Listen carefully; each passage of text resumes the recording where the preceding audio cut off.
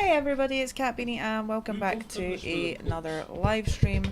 We're in the beta world again and I found this, as you can see I've already started starting to flesh it out a little bit. But I found this like cute little bit just surrounded by, you know, these little hills here over near the village that has the iron farm and the gold farm. Hey Tyler, how's it going? Hope you're having a good day. So yeah, I thought it was super cute. It was just surrounded by everything. I thought, you know what, if I enclose this all and sort of like, you know, put the wood in and everything else, I thought that would be great. So as you can sort of see the sort of vibe I'm going for here. Obviously all these trees will be cleared out as well. I need somewhere to grow more trees for all the wood I need for this. So not all of the walls are gonna be like all the way up. As a lot of you know, I do like a little bit of a dishevelled look. Hopefully we'll get you sorted soon. How's work been, Tyler? Hope you've been having a good time. You too, Ellie. Right, I don't know if... Catch you later. Bye. Up there. There's some lava over there as well that we're going to need to clear, and... yeah, maybe... bring this bit down a little bit. Chicken hamburger loaf. The chicken, do you want it? No, I'm good, baby. Not even expected it. No. Right.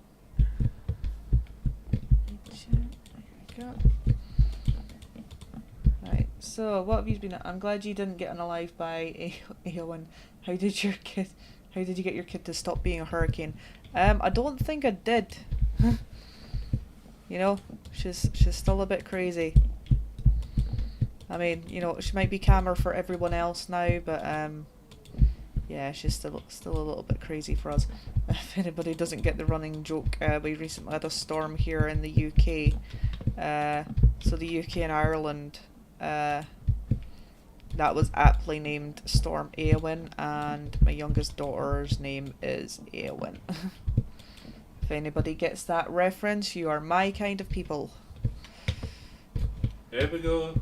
And if you don't get that reference, you know, Google it.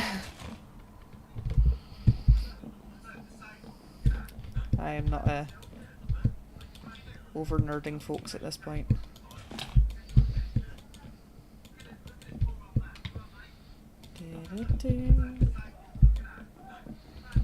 It's gonna take a lot of wood, but I like this bit. Kind of, you know, foresty park vibes.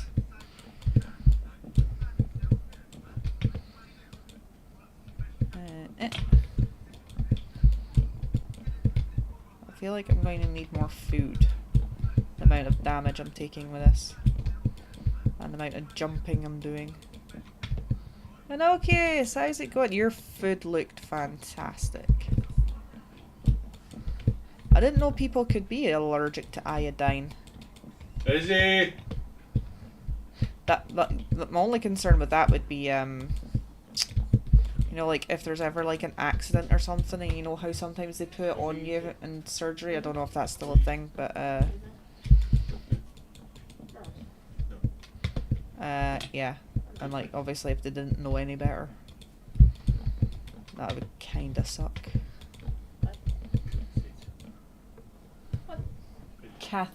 Methamphetamine. Alright, am I a drug now, silly? Is that what that's right? He's just too addicted to me, that's what it is. That's what it is. It's a sad state of affairs. I have a husband. Oh, chat on screen. Yeah, I did a thing. Look at me go, doing things. I think it's pronounced cack. Alright. My confidence levels remain unfazed.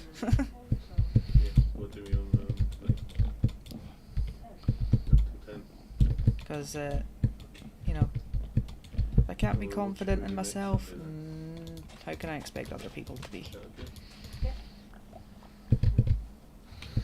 Doodle-doo. Although that's not, you know, not an easy thing to say for a lot of people. And it takes a long time to get there, but hey ho, it is what it is. And not everybody does. I think it's pronounced. Alright, thanks Tyler. Don't encourage him.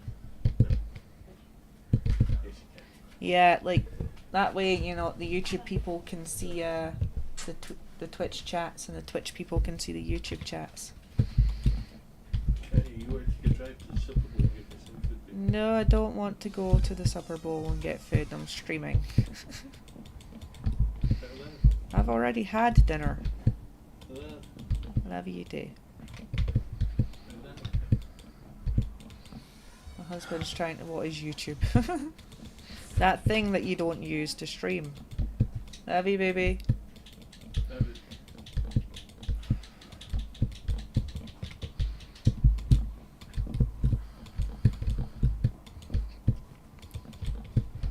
Like, I don't know if becoming an affiliate on Twitch is, like, it's easier. Like, I know it's easier than becoming, you know, partnered on YouTube, but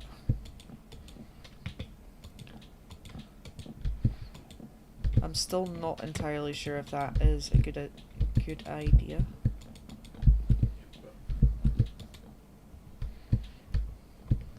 But like I do think it is like a good idea for, you know, Twitch to have one. You know, they've sort of cornered the market on streaming, because they're all about, you know, streaming, whereas, you know, YouTube's about streaming and videos and shorts and all of this stuff, and Twitch is just like, nah, we got our one thing, we're good at it, and that's all we need to say on the matter. You should buy a pony. I don't need to buy a pony. There's ponies up the estate. I did offer to go acquire one for IBX Toy Cat once. Where's the beanie? I actually have my hat on hand this time, or one of them.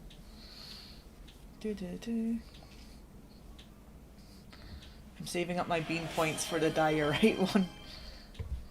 I don't think I can get extra beanies at this point, Tyler. There we go. Got my little headband thing on the go as well.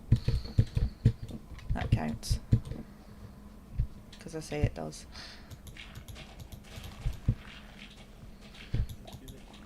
Right. Excuse me, chickens. Excuse me. You're just salty because I won't go get you food. Go get me food. Go get your own food. Do you know how to drive? Yeah. You love me. You go get your own damn I food. said it first. There's plenty of food in the kitchen. Yeah, food in the deep fat fryer with chippy as well. Anybody want a spare husband?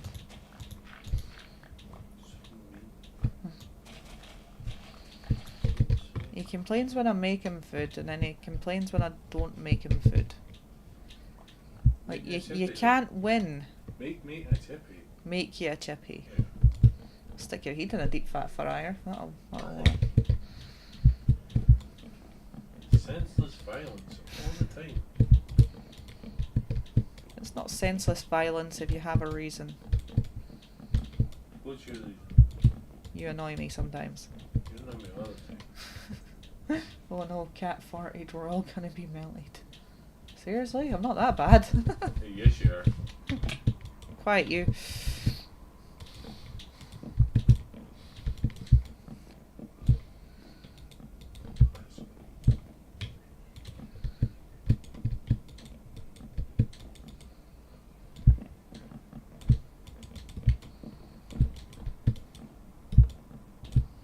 He said excuse me, I assume that must be why. No. Although now I can't remember why I said excuse me. Excuse me. You're excused. What the ship is that? You heard me. Right. See, this is what happens when my husband, like, doesn't have his own friends to play with. He starts annoying the crap out of me when I'm trying to do something. Get my foot out of stuff annoying you. Get your own damn food. Such an asshole. You're an entirely whole adult human being capable No, of I'm a making your child. own Treat me sustenance. like a child. Go get my food.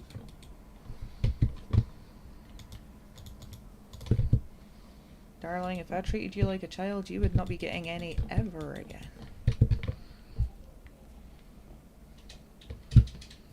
And then I'd have to hear a moan about that too.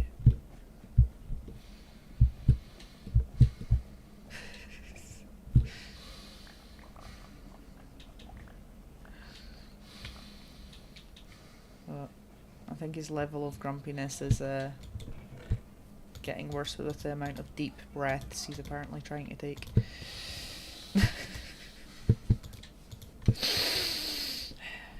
Hey, here now. Oh, to the top. Not quite.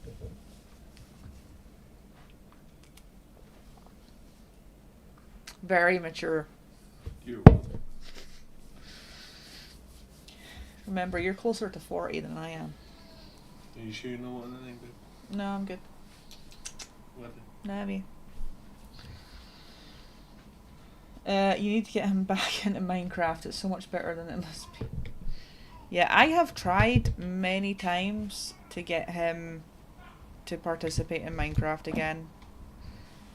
He has been on Divergence a couple of times to judge the competitions. Mainly because, you know, we want an impartial judge, and he gives zero craps about anybody's feelings. Just looking the door behind me because I've not got that guy yet.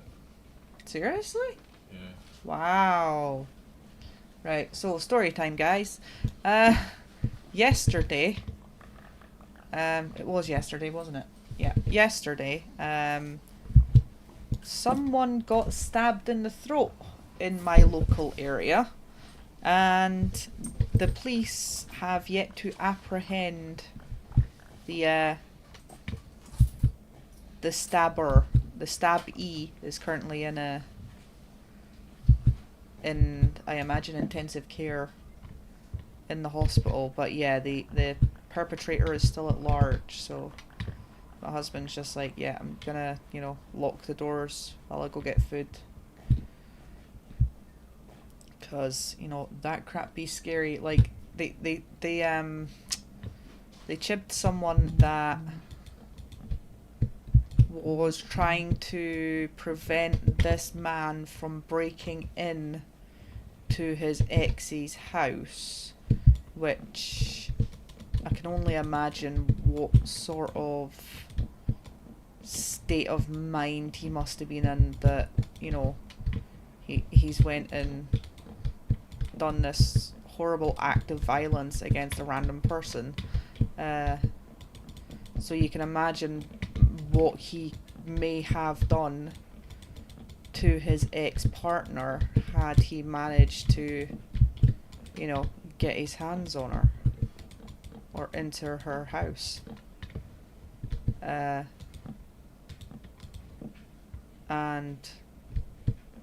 although it's like a very unfortunate set of circumstances,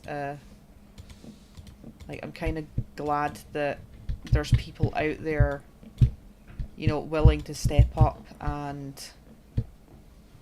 defend people they don't know just because it's, you know, it's the right thing to do. But yeah, what kind of butt munch stabs someone? Yeah, in the throat. So can we all collectively just wish that random guy well?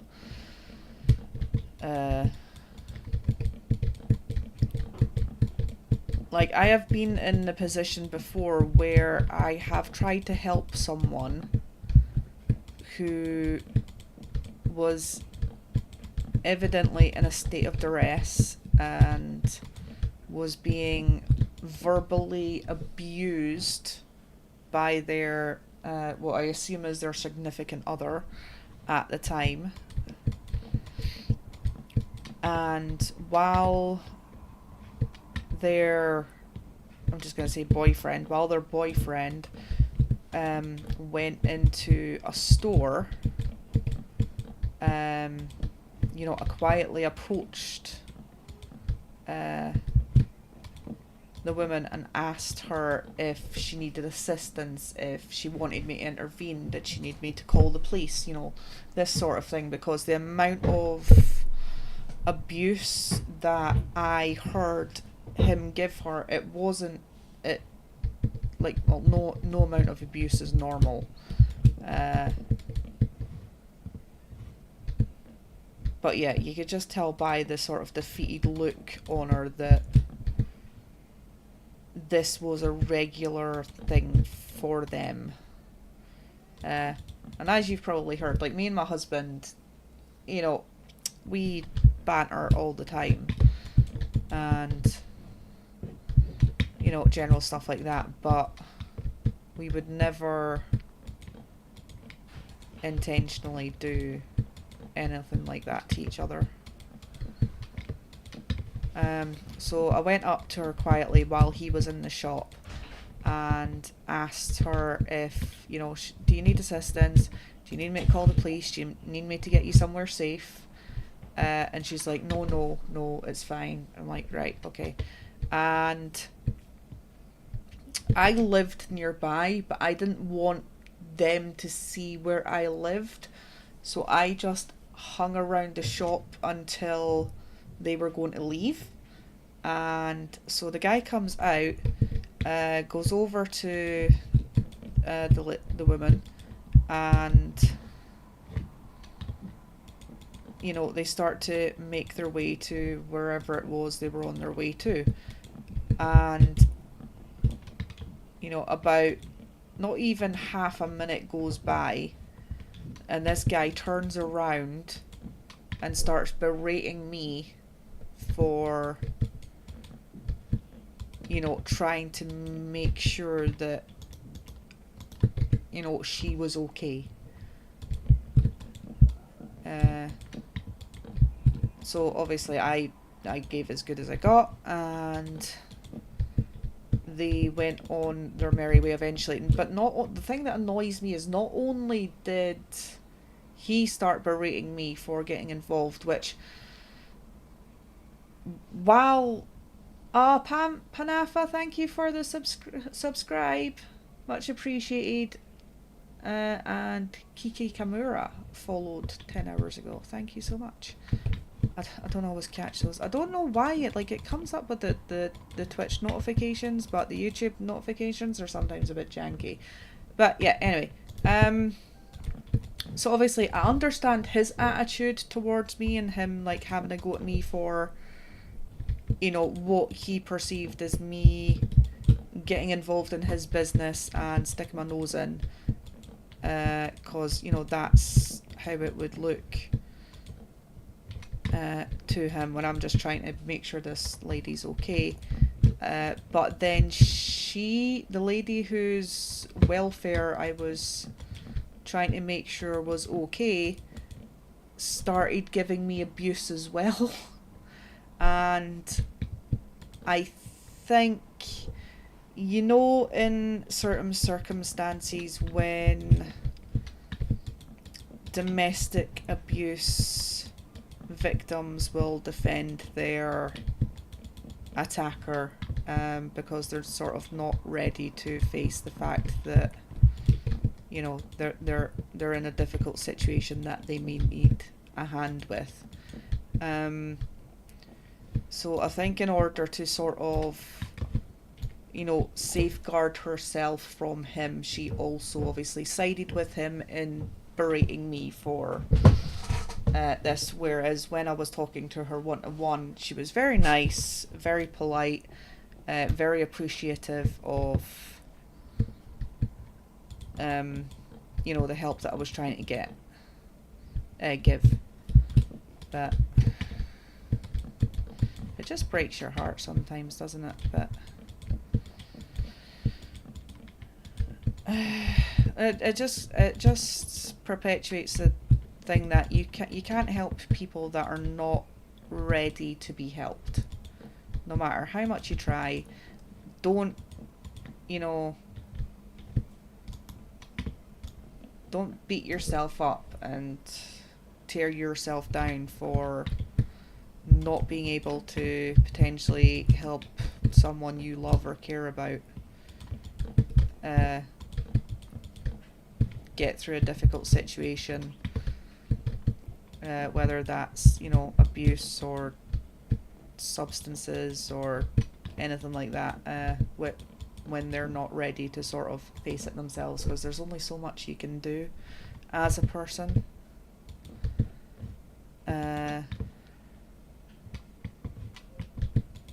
And I've talked about this before. We've recently had some family stuff going on in my family where obviously my biological father is involved, and he's an alcoholic. That is just a basic fact. That is a fact of life. The man is a functioning alcoholic, and obviously I know that, and my siblings know that, and other members of the family that have actually witnessed his behaviour, and some of his ex-partners know that.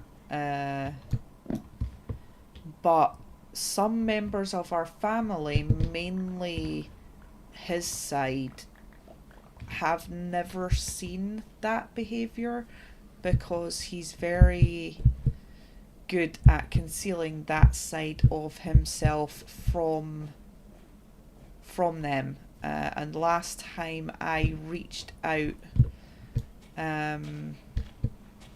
to get help, to try and get help for him, this was after I had went no contact with him, so I didn't talk to him directly, but he had absolutely no justification in turning on you. He was acting like a 2-year-old man-child with no common sense and any empathy. People like that, living turd incarnate, don't deserve to have people treat them. Yeah, like hating people hating anything doesn't solve. It doesn't help.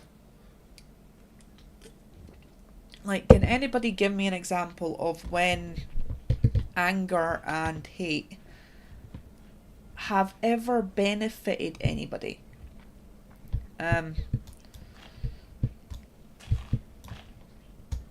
Like, and I'm not talking about physical violence, because there are some circumstances where you may need to defend yourself physically. I'm talking about emotionally, when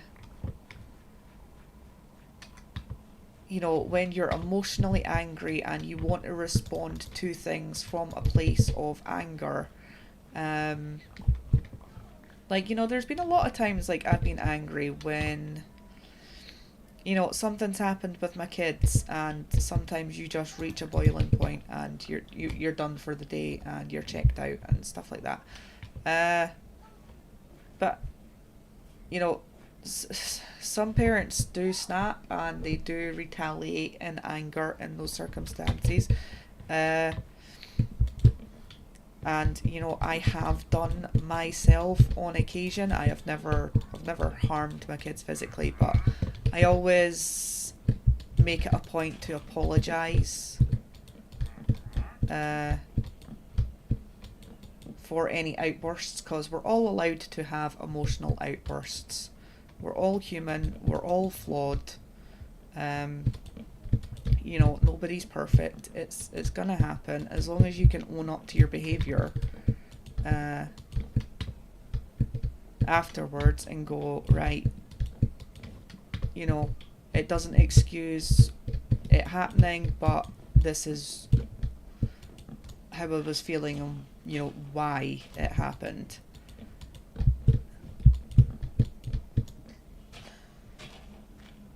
And obviously, as long as you apologise and make amends for anything you've anything you've done. A lot of things you can get past. But yeah, so as I was saying, yeah, that side, his side of the family don't see that side of him, because he has very good, he's very charming, and he's a very nice person when he's sober. He's very, my biological dad is, he's a very charismatic person, he's a very sociable person, he's a very likable person. And if you didn't know that he was a functioning alcoholic, unless you saw him in the circumstances where he exhibits, that difficult behaviour, you wouldn't know. It's the whole thing of a functioning alcoholic. He's very good at hiding it. He's had years of practice.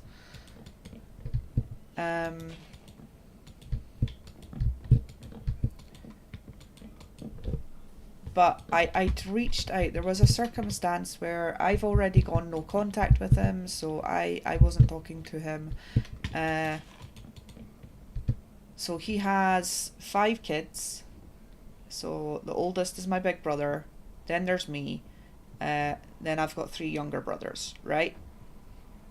So my oldest brother, me, and the oldest youngest don't have anything to do with him. We're all no contact with him. The second youngest has limited contact with him, and the youngest I honestly couldn't say, because at the moment he's got his own difficult life situations going on. But there was a situation with my youngest sibling where my youngest sibling was at our bio dad's house. I think they were having a party or something, but there was a physical altercation between him, my dad, and my youngest sibling, which ended up in my biological father threatening my youngest sibling, who I don't even think was in his 20s at this point, with a crowbar. So, just get that image out there, like a father attacking his child with a crowbar because alcohol. And I'd reached out to a family member,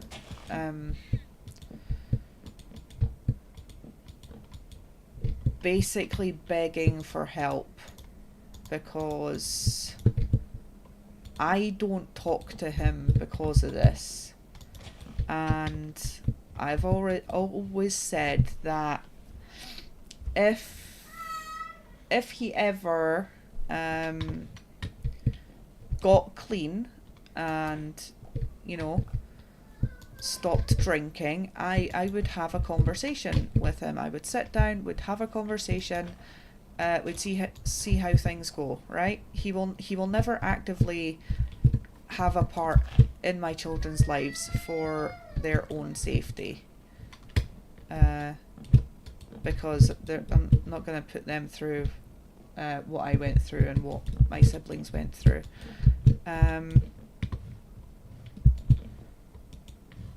But I've always said that if he ever got clean, I would would have a conversation, would sit down, would talk. We can open back up that sort of door, but that has never manifested so far. So anyway, this party happens. obviously I hear about it. I contact his side of the family, sort of begging for help at this point because I don't know what else to do. I've cut off contact. Some of my other siblings have cut off contact. The other two siblings are low contact, and when I did that, I got a very horrible message from one of my cousins that I've had little to nothing to do with my whole life, basically saying I should not have done what I did. I should not have contacted this member of the family, and I should deal with my own problems and stuff. Now, like, at this point, you know, I'm not a young child anymore. I had 2 kids. I was still quite a young parent. I had my oldest when I was 22. I had my son when I was 24, 25. And obviously I've had my youngest in my 30s.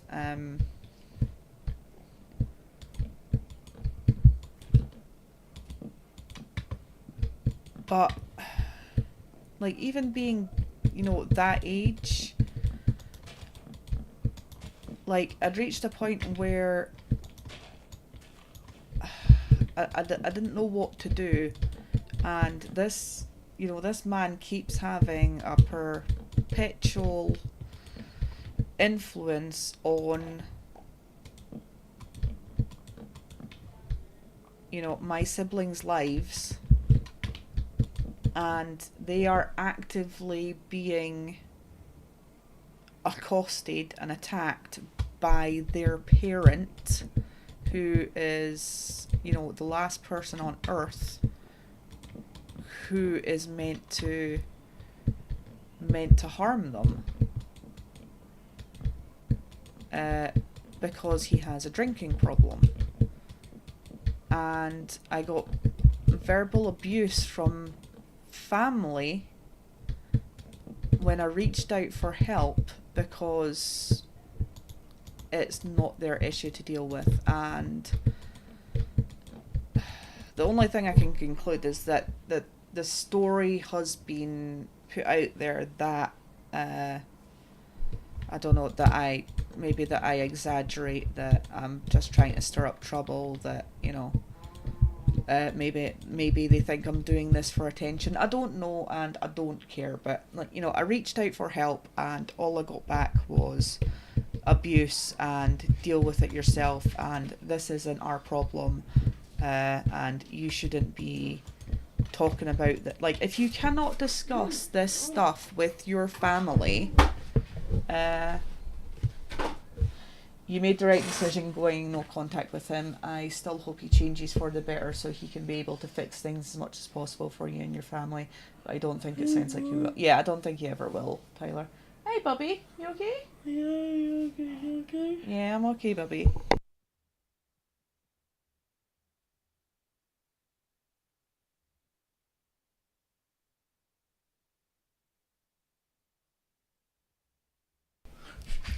Yeah. I don't think he ever will, unfortunately, Tyler. But, you know, thanks for asking. Like, you know, I still love him. He is, you know, he is my, you know, my biological father. I will always love him. I wish him the best. But it just sort of breaks my heart that the one time I reached out to that side for support, all I got back was hatred, abuse, and disinterest, because they've never seen that behaviour, and they either don't want to acknowledge it or don't believe it exists. And I'm kind of hoping they don't believe it exists, because, like, I lived with that man since I was, like, 12, 13 years old. And why am I not? Why is it unpeaceful? Oh yeah. Yeah, I lived with that man since I was like 12, 13 years old, where I was forced to babysit a 3-year-old and a 5-year-old at the weekends while he went to work, when I'd had like, you know, no experience of looking after kids. I was still a kid myself, and like the level of parentification was ridiculous. And not only that, but I just walked home in the rain. I am once again a waterlogged pale oak fence. How was Spoons, silly? So yeah, not only was there parentification, but he didn't care he didn't care what the youngest two watched. Like, these were a 3 and 5-year-old, and they used to watch South Park. I was like, that, no. Like, as a parent, you know, myself now, that is just horrendous to me. In hindsight, he also used to think it was acceptable to let his teenage kids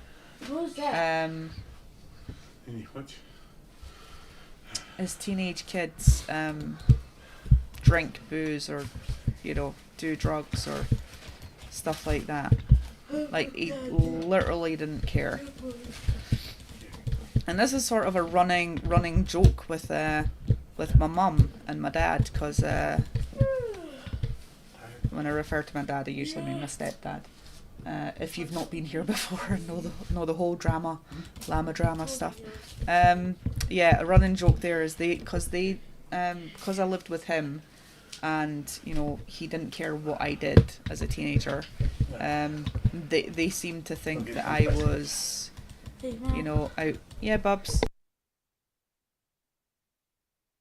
You know, getting drunk every time, and, you know, doing all this, that, and the next thing, because, you know, because I could.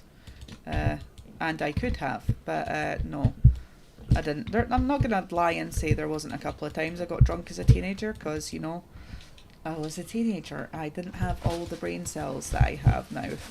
Well, I don't have that many, but, you know, I had even less back then. But no, I was usually the one looking after everybody else, because, like, I had a lot of anxiety as a kid, so I was more worried about, well, I can't get drunk, because then who's going to look after me? You know? I was too worried about my own safety to, like, do that sort of stuff.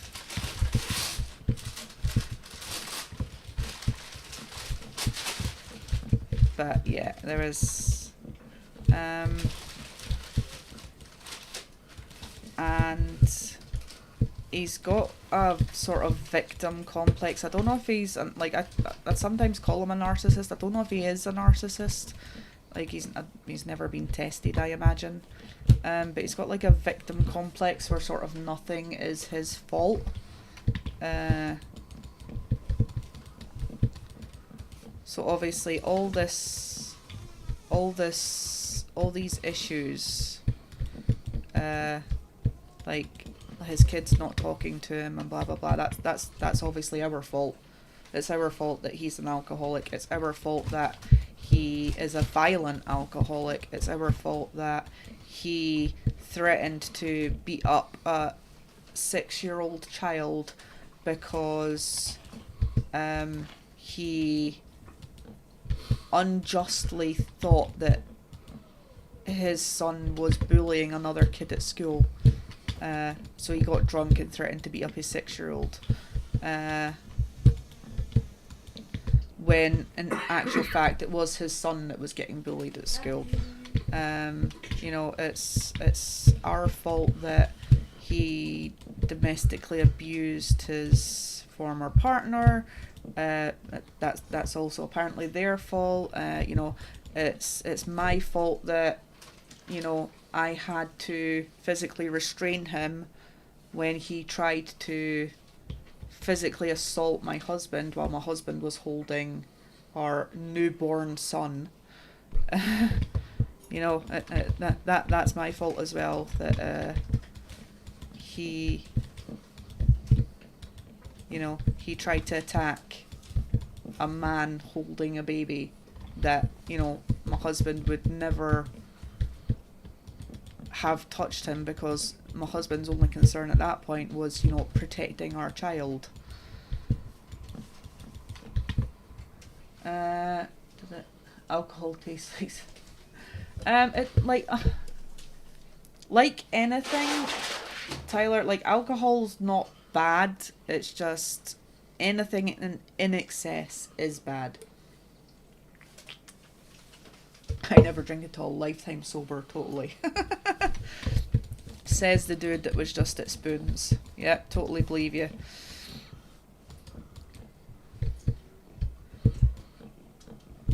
And unfortunately, because we have a parent that is that has substance abuse issues, that stuff can be inherited, and I always say that word wrong. Yeah, that stuff can be inherited genetically. So children of parents that have issues with substance abuse, you know, they have a higher chance of having substance abuse issues. And unfortunately, one of my siblings does have substance abuse issues. And I'm entirely convinced this is a direct result of his upbringing. But, you know, our father would never accept culpability for that either. The only thing he wants to do is go, oh, maybe I wasn't the best parent, I'm sorry, what more do you want me to do? And wash his hands of any situation. That's about the extent of the culpability he is willing to accept.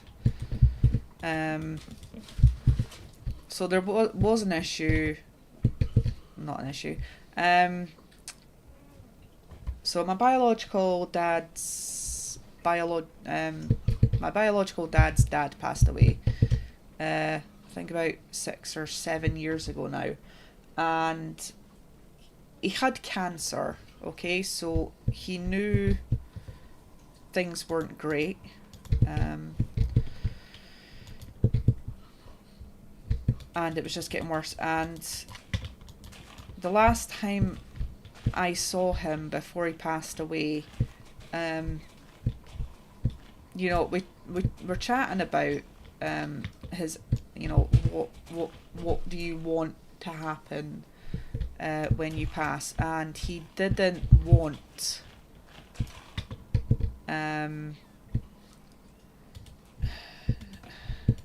it's really difficult, but he didn't want his sons at his funeral because he thought it would be too difficult for my grandmother. Now, my biological dad has all made statements to the point that the only reason I would go to his funeral would be to piss on his grave.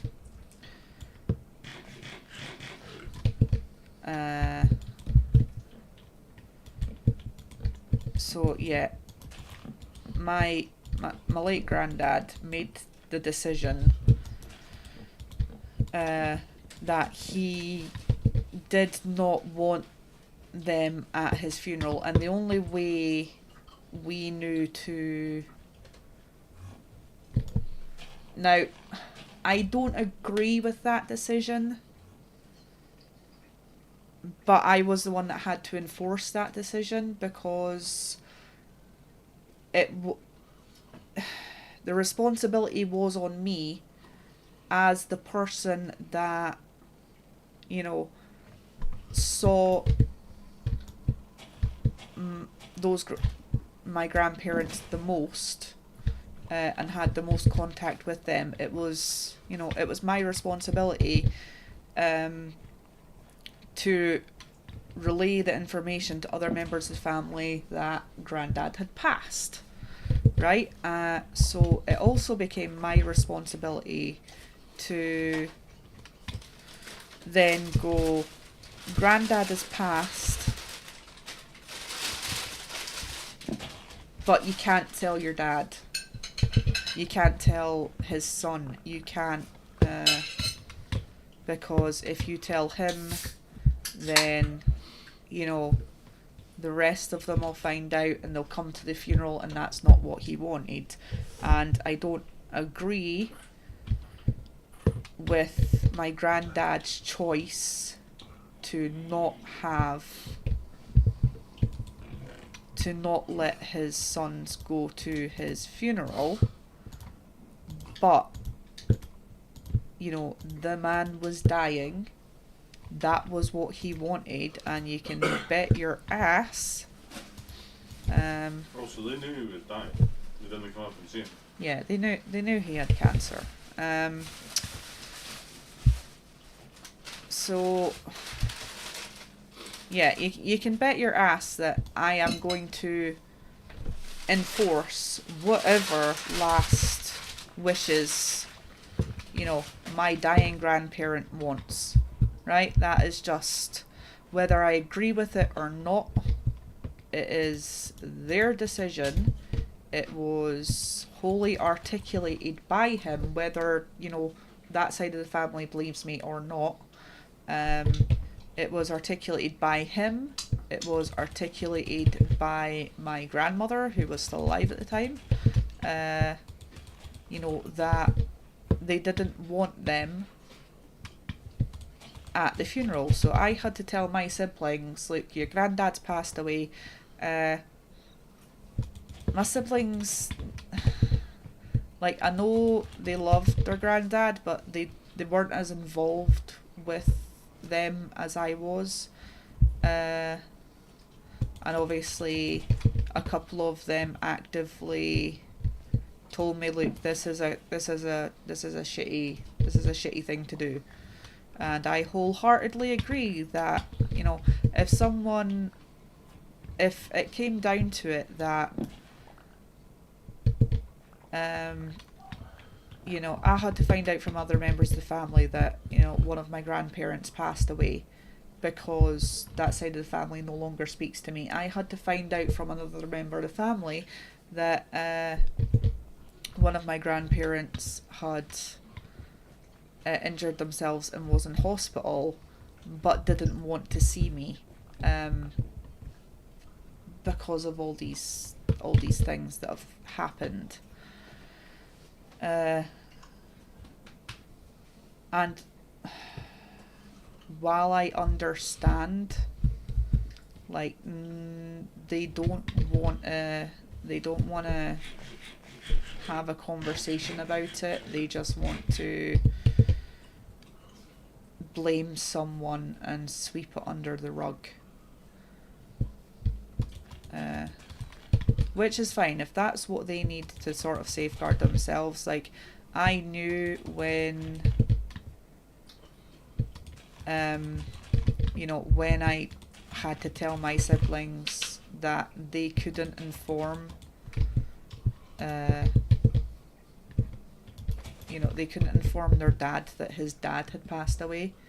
Like I can't imagine how much that hurt after the funeral, then finding out that not only has your dad passed away and you didn't know about it till after the funeral, but, you know, that the funeral's already happened and you couldn't say your goodbyes.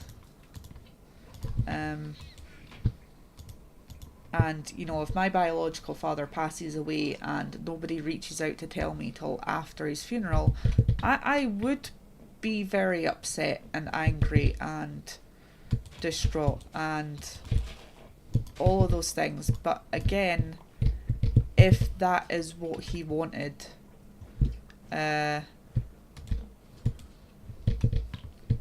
I would accept that. But I do understand that, you know, they may not believe that that is what he wanted. My late grandmother, my granddad's wife, she did not want them. She went into hospital with back pain and ended up contracting hospital contracted pneumonia, and, you know, passed within a week in hospital. But she was compos mentis. She knew, well, she was compos mentis for a time. She knew what was going on. She knew she was going.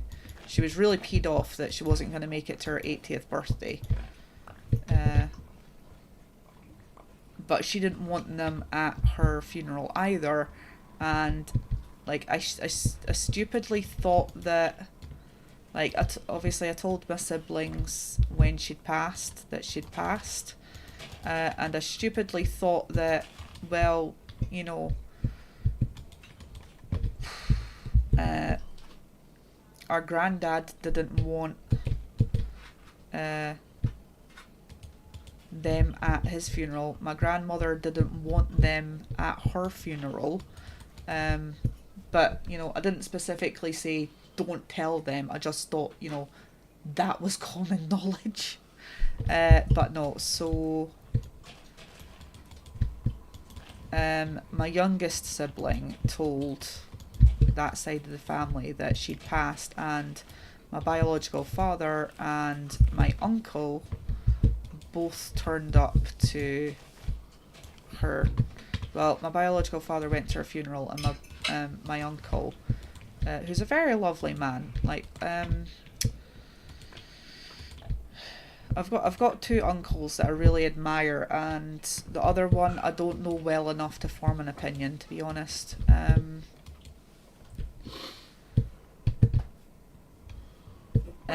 Yeah, one of my uncles came to the wake.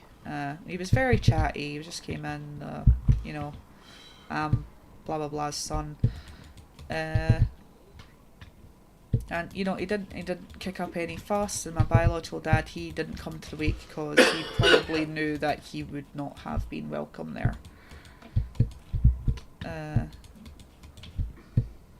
And, like, I don't know the full extent of the relationship between my grandparents and, because, like, my granny was their stepmum. My other grandmother, their mum is still alive.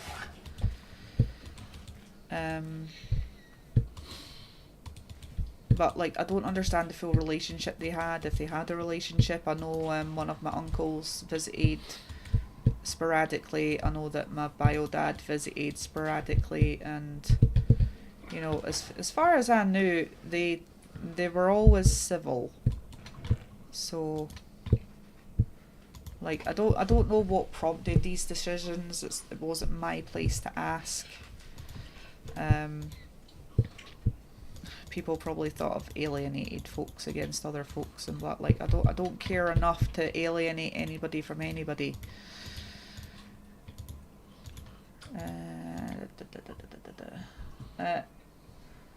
I wouldn't mind if all the people I'm forced to deal with every day just stopped existing for a few weeks. I need a break from peopling. Yeah, I know that, I understand the feeling. Obviously, this is just my perspective on the whole situation. I imagine they have their own narrative of how things went down.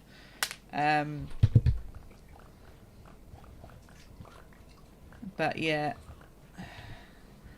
I know it's horrible to say this, but the first thought that came to my mind when my biological father texted me after my grandmother's funeral to say he just was there to pay his respects and he'd understand if I didn't respond, was, you just want to know what is happening with the will. Which,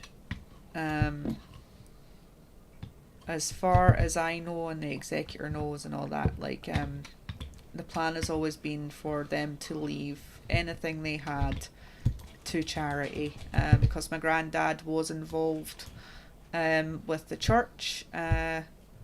He was very involved with the church. He was very involved with a it was like a youth group for disabled parishioners that he'd attended, and like, you know, they each got like all the volunteers each got, you know, a specific child to mentor and stuff, and he had this lovely kid with Down syndrome that was really upset when he passed away. I can't remember the name of the charity, and my granny's mum, she was in hospice at the end of her life, so they also gave, you know, to that, and also, you know, my grandmother had breast cancer and then lung cancer, and my granddad had prostate cancer, so a lot of it, like, as you can see, a lot, all of their money like went to charity, as you can imagine, which is a great thing in my mind, because people get really butthurt about wills and stuff because for some reason they feel like they're entitled to certain aspects of other people's money. Like, I don't.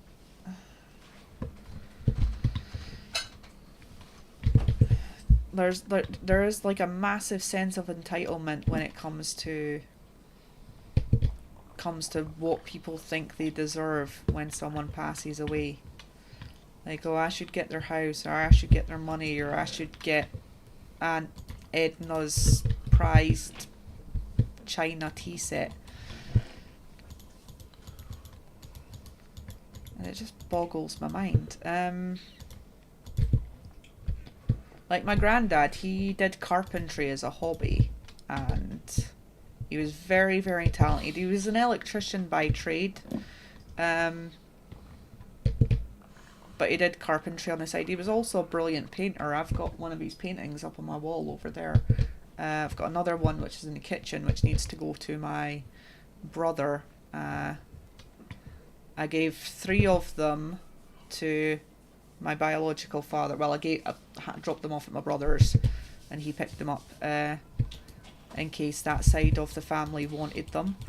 And I donated 2 of his paintings to Erskine Care Home in Edinburgh, which is it's a care home specifically for veterans.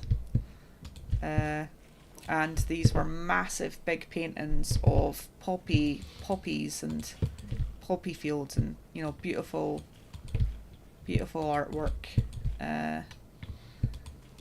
So they went there, but like, he also made, as I said, he was a carpenter, and he made rocking horses, which, as you can imagine, like, a traditional rocking horse is worth thousands.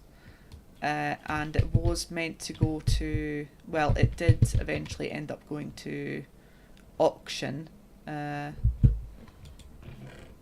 far as I know, the executor let me know that, you know, that was the plan. It was, you know, all of that, some of the furniture and that sort of stuff was to go to auction. So yeah, it ended up going to auction. Hey, rare pink sheep.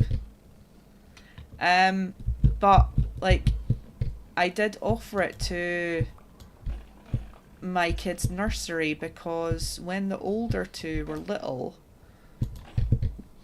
they still have this rocking horse at that nursery, but yeah, when the older 2 were little, they had this rocking horse in the nursery, which, like, all of the kids loved, and the local community came together to raise money to have it sort of restored. And I thought, well, you know, they've got a couple of different rooms in the nursery, but there's only one rocking horse. So I reached out to the nursery and asked, well, I reached out to the school and asked them if they'd be interested in having it for the kids, but they declined. So it did eventually just go to just go to the auction with everything else. If I had had the space to keep it, I probably would, but this thing was, you know, it's massive. And, you know, 2 of my kids are too old for it, and the youngest is getting a bit big for it anyway. But hopefully it goes somewhere that it can be loved. Hey, Angela! Catch the pink sheep, he might despawn. Well, he might have despawned already. I was just about to say, will he despawn if I whack him? But yeah, I think he's gone. So if anybody sees like a brown rocking horse on auction with a red wood frame and a brown mane, that might be my granddad's. Although there was a few of them. He used to... There's a Christmas shop on... Is it Victoria Street?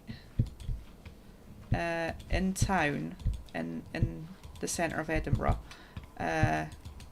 which featured one of his rocking horses, and some of his paintings and stuff were at an art display as well. As you can imagine, like a very, very creative and talented guy. Even though money can give you things that you need or want, it's not able to solve every single problem. Yeah, and like as I keep saying, like I have never had money in my, like I've never had like a lot of money in my life. And like one of the times I did get, I inherited about $5 grand from my late grandmother's estate when I was about 18, and I was an absolute idiot with it. I should have saved it. I should have saved it, but like having been raised with you know, hee-haw cash, like the first time you get a lot of cash and you've not been taught how to manage money properly, and you have no idea how to manage money, like, oh, you're not thinking about investing it or saving it. You're just thinking about, oh, I can buy this and I can get that and I can do this and I can do that, and then 5 seconds later all the money is gone. You know,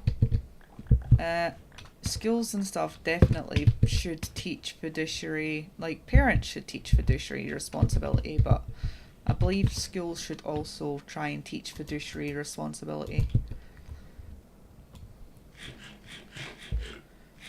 People who casually have like 1+K money in their bank must be so effing secure and cushy. Must be nice. Well, I say that I do have savings, but one of the downsides of sort of, because we have kids with additional needs and we receive, you know, a payment from the government for disability for them,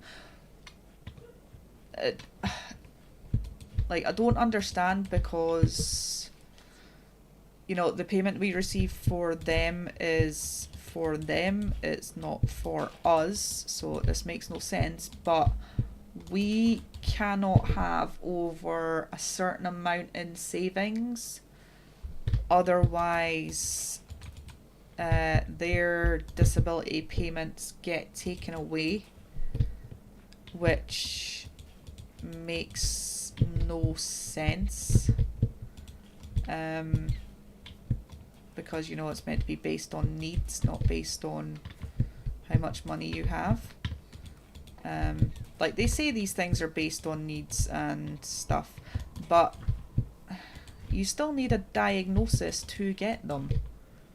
And that is just a fact. I had to go through 3 tribunals, which, if you don't know the process here in Scotland, I don't know if it's different down south, because we have 2 different systems that are kind of essentially the same, but it used to be run by the UK government, and now our disability adults and children has been moved to being run by the Scottish government. So back when my son, not my youngest anymore, back when, you know, my son was little and we were getting the process rolling with, he'd already had disability since he was like 2. Rude. Thank you.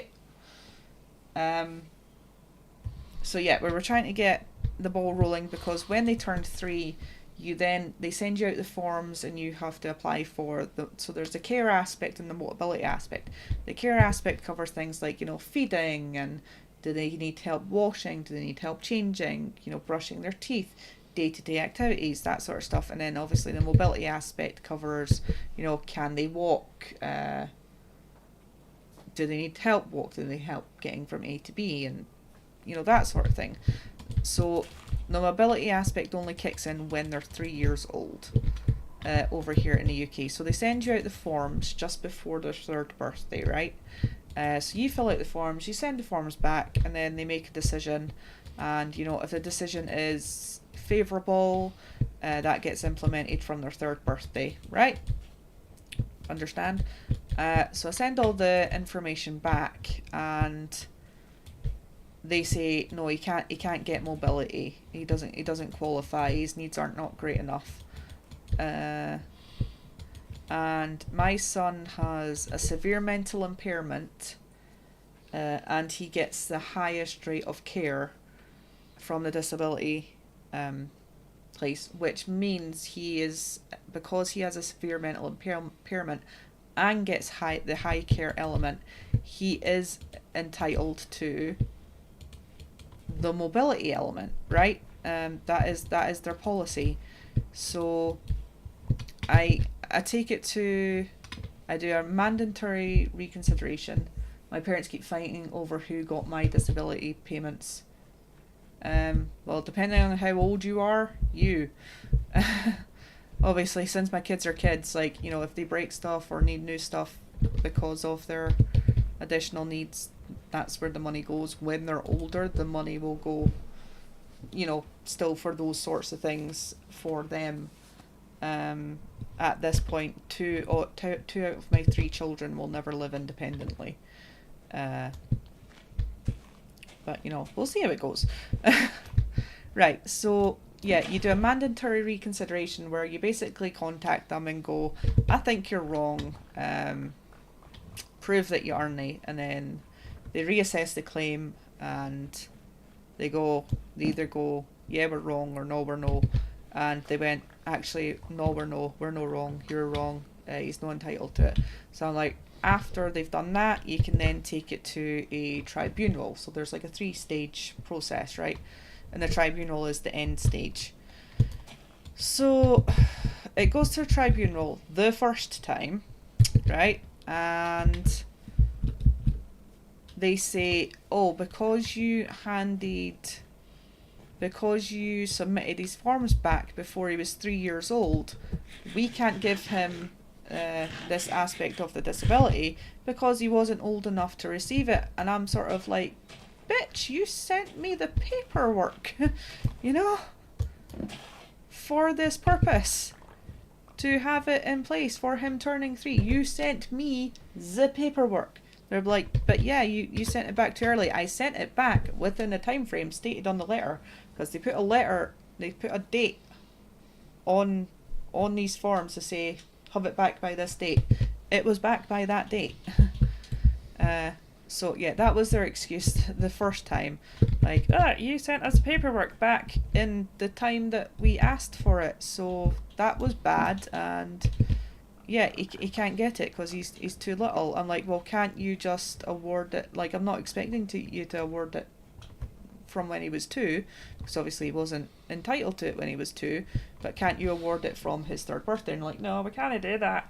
So I had to apply for it all over again, and again they said no, he's not entitled to it. And the reason they used this time was my son is also considered, because he's considered severely mentally impaired by their criteria, his pediatrician that has known him since he was 14 months old, you know, stated that, you know, he's severely mentally impaired. In writing, there you go. I still have a copy of that letter from, what, 2016? I have many copies of that letter actually, just in case I needed to, you know, send them extras and reprove it. So yeah, I actually had a pediatrician's appointment with yes, no, that was the third one, right? Anyway, so yeah, his pediatrician stated that he is severely mentally impaired, and he also gets the highest care aspect, so he's entitled to this mobility. And they're like, your pediatrician didn't use our criteria to formally diagnose his severe mental impairment. They're like, what? What? Like, no, like, their criteria and our criteria is different. I'm like, huh? And on these panels, they've got like a disability person, they've got a doctor and a lawyer, I believe. So the doctor on the panel, all these tribunals are recorded, right? So keep that in mind. So the doctor on this panel informally tells me to go back and get the information that says, you know, that the pediatrician, you know, used their criteria, and then they can have the decision superseded so that I wouldn't need to go back to tribunal. So then when I went to do that and contacted them about it, they're like, well, prove it. Prove that this doctor told you this information at the panel. And I'm like, okay. Give me a copy of the recording, because something, you know, data protection, you record all these meetings, I am entitled to have a copy of the recording of that meeting. You know, the information should be on that recording. Oh, our recording stuff wasn't working at that time, unfortunately. Like, you've got to be... So I had to reapply for the process all over again, right? Third time's a charm. Right? So, third time's a charm. Apply for the thing. No, he's not entitled to it, right? Mandatory reconsideration. No, he's not entitled to it. Back to tribunal, and just so happens that on... the third tribunal was in the afternoon. My son had an appointment with his pediatrician that morning, so, you know, I went into the meeting, I go, Kathy, here's the situation, can you write me, you know, like a quick letter just saying, I used the DLA's criteria as a basis for my diagnosis. That was it, like two sentences. So I took that piece of paper with me to that tribunal that afternoon, and you could see that they were about to turn round and say, no, he's not getting it. And I go, here you go. And I'm sorry, but after that it was going to be getting lawyers involved, because at some point it gets that's like one of the issues. They make it so difficult for disabled people to get the help that they need, and they hope that by making you jump through all these hoops, that you're just going to give up, and then, you know, they won't have to pay you. And that's why they do it. Right, I want all of this bit to be covered in spruce. All the spruce. We got any more parrots? That wee dude's just chilling up there. Once I move away, I plan on reporting someone I know to social services. They'd know it's me, but I'll be far enough away for it not to be an issue.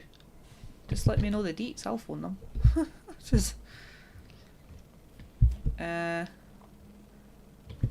I've never had to phone social services on someone. I was a person of safety for someone I know whose kids were in social care. So if you don't know what a person of safety is, it's basically a third party that's, you know, just there to support, you know, what the child wants and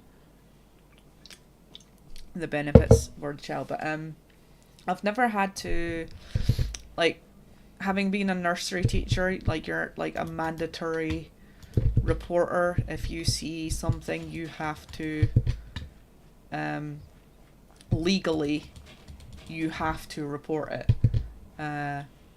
which, you know, I have absolutely no issues with. Like, if anybody ever has any concerns about my kids, I would rather that they report it and, you know, social services come and check out stuff than, you know, potentially leaving kids where, you know, they could get hurt. Okay, so as someone that knows, you know, why this happens, you know, if someone thinks they have a foundation for, you know, reporting me, I will absolutely take that. I will cooperate fully. I have no problems with that. I know a lot of people do have issues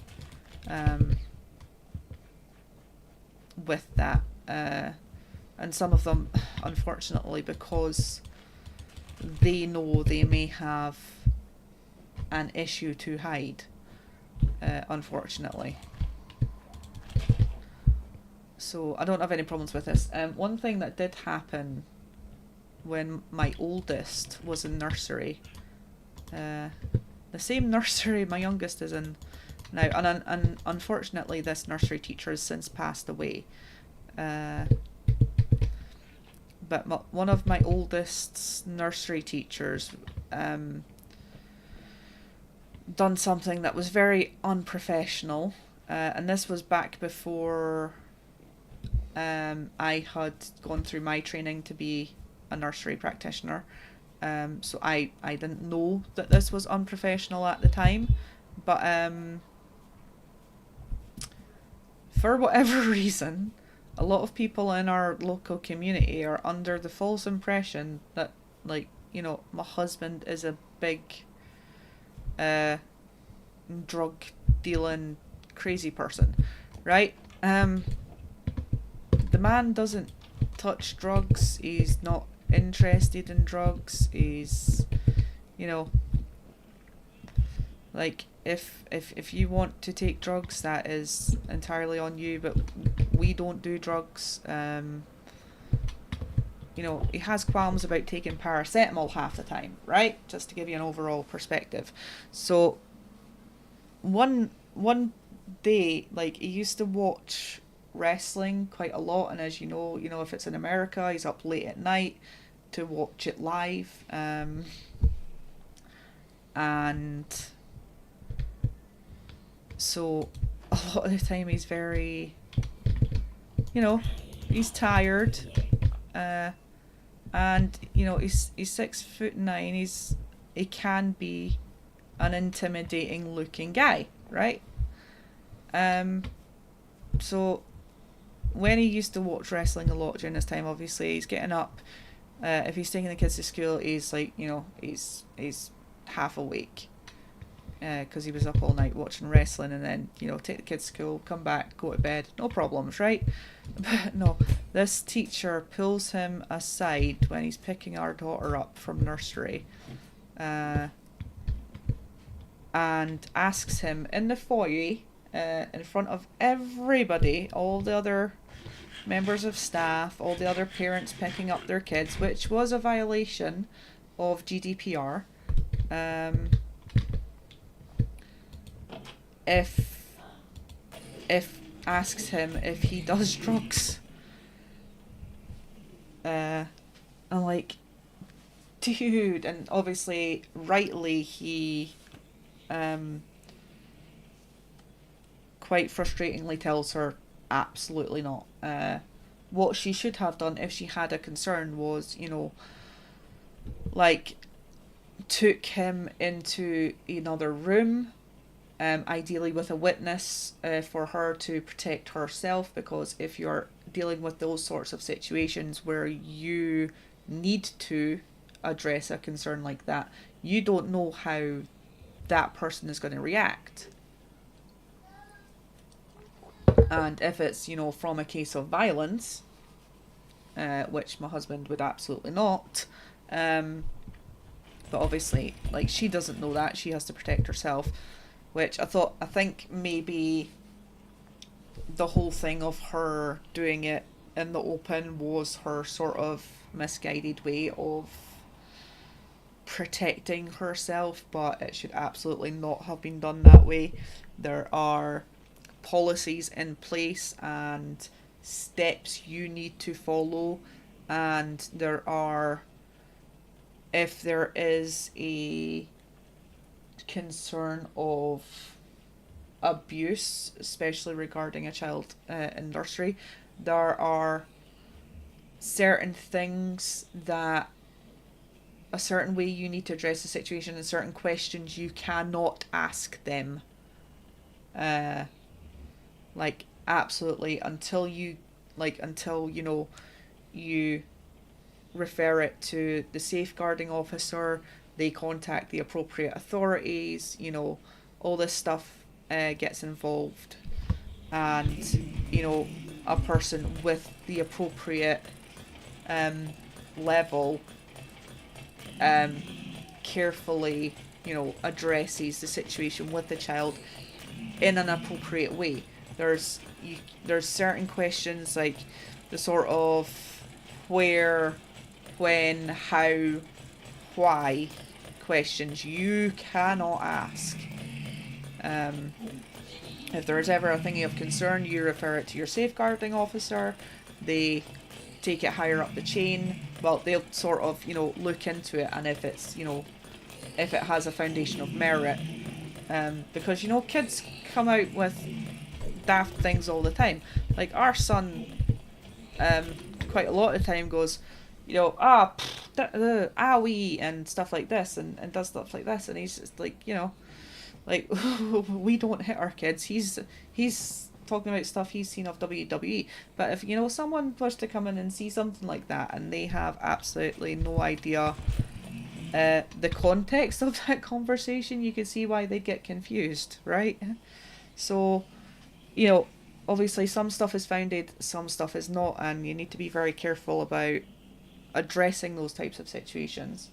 Well, I'd have sued, or at least made sure he got a beating. That is textbook defamation. I miss EU GDPR, right? Data Protection Act. We have to replace it. It's just a good... Right, I'm just going to grab some juice while my axe is recharging, so I'll be right back.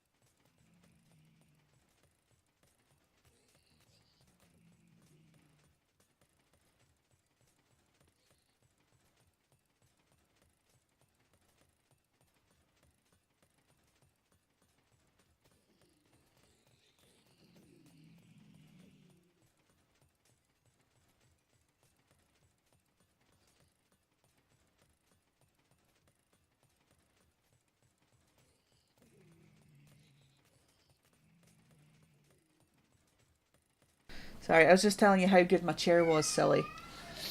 Yeah, it reclines, it rocks, and it's got like a little footrest thing that pulls out as well, so top tier chair. Right. Thanks, here, no. Wait, is it still muted? Hello, hello. Hello, hello. Yeah, it should be fine. I can see the little green thing going up and down. Such a chair. How much?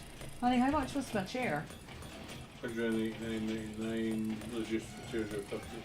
189.99 reduced from 150. Although the Lazy Boy 250. Although the Lazy Boy one in Costco, oh, that was so comfortable. We got off Amazon, I think. So, but yeah, if there's certain policies and practice you need to follow when you're addressing stuff like that. But if you ever have a social, you know, you think there's a reason to call social services, whether it's about, you know, an elderly person, a teenager, you know, a young kid, absolutely do it. Because even though it might ultimately go nowhere, it is better to have done it and made sure that that person is safe than not done it. So I would always suggest, if you have concerns, despite, you know, whether people are going to be angry at you about it, despite what bridges you need to burn, if you're doing it from a, you know, people do phone the social on people maliciously all the time. It does happen. But if you're, you know, doing it from a place of concern, and you have, you know, what you feel are valid reasons for contacting them about whatever the situation is, you should absolutely contact them. And, you know, while people, a lot of the reason people don't is because they will face backlash for doing so, from friends, family, or, you know, whoever is involved, if they know that they're involved. And unfortunately some people don't report because they're, you know, more scared of the backlash than they are of ensuring the safety of the person or people that they are concerned about. I really want a Herman Miller Aeron chair. I'll need to Google that. Herman Miller Aeron. I'll forget to Google it.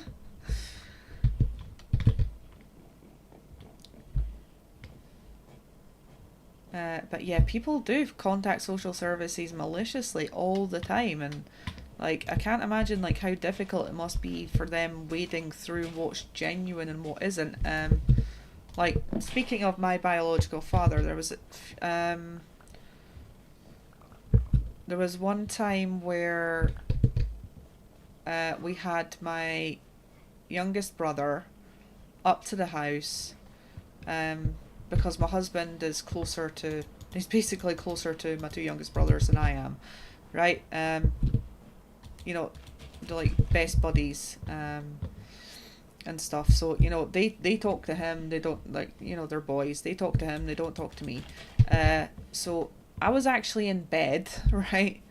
They were having like a boys' night, having a couple of drinks, playing Xbox or PlayStation or whatever console it was at the time. And so, you know, I wasn't there, I was unconscious.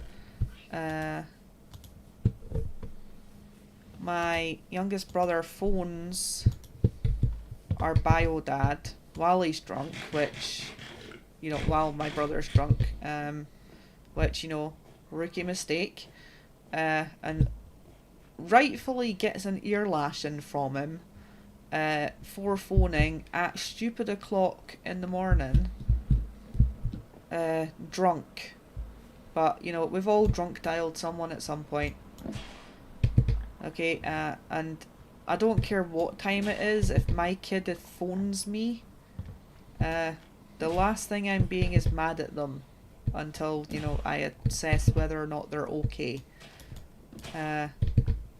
So, you know, he was rightfully peed off at him for the phone call after, you know,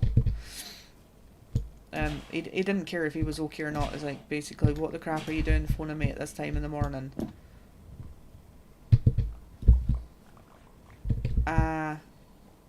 Yeah, and I don't know how or why, but during the phone call,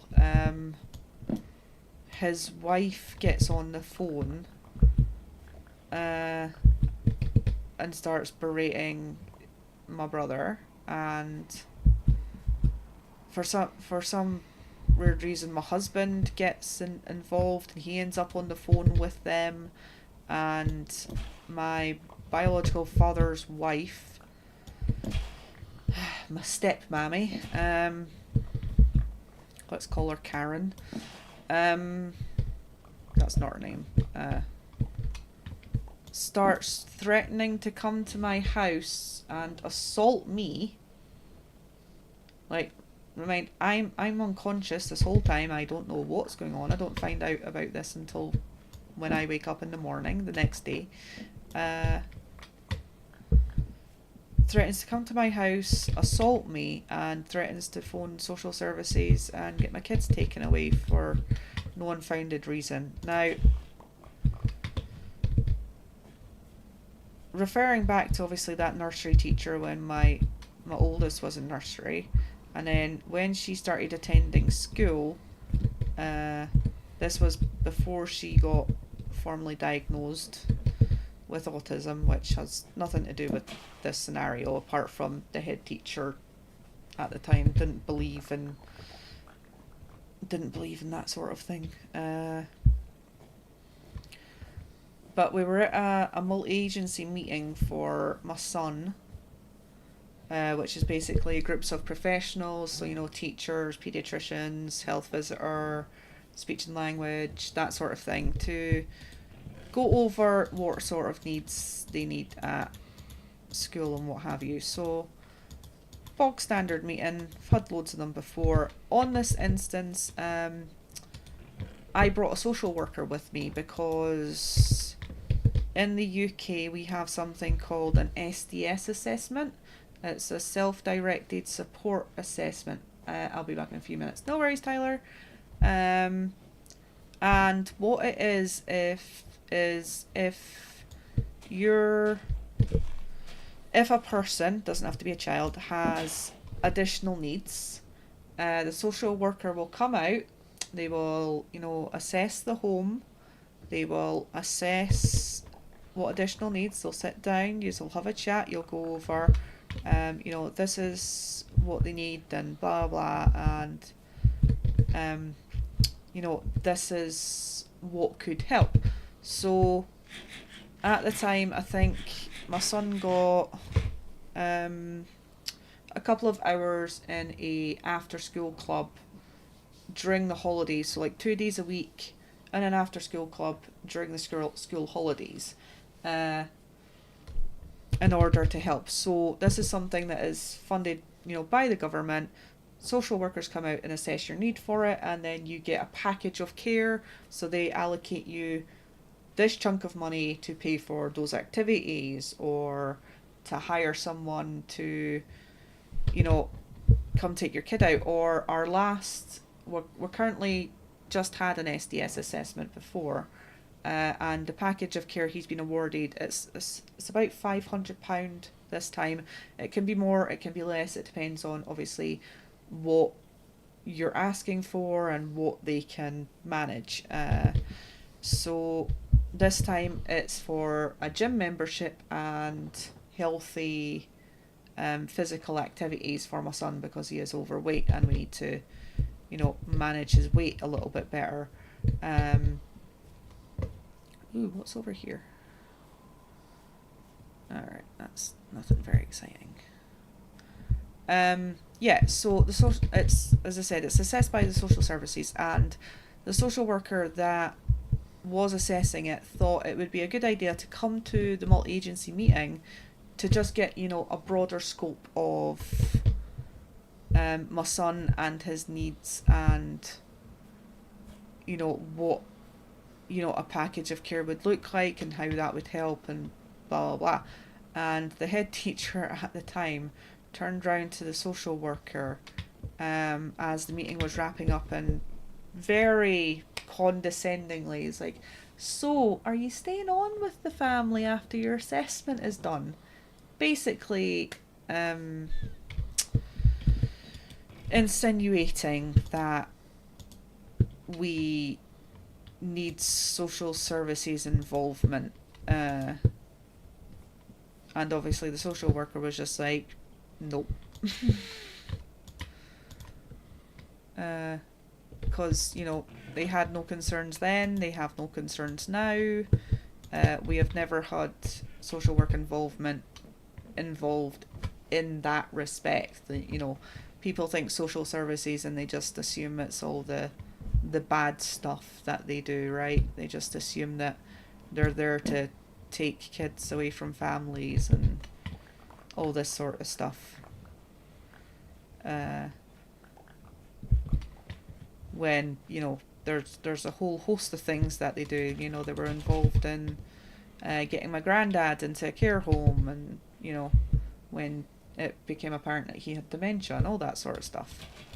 But some people hear social worker and they instantly think, you're a shit parent. Get it. It's like, nope, that is not what that means, buddy, but, you know, you have your preconceived notions, that is fine. Right, can you hurry up and get covered in brown stuff? I would really like you to be covered in brown stuff.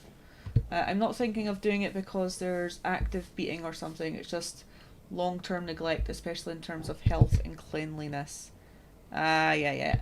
The person I'm reporting has some big scary friends, so it's solely for my safety. Yeah, got it.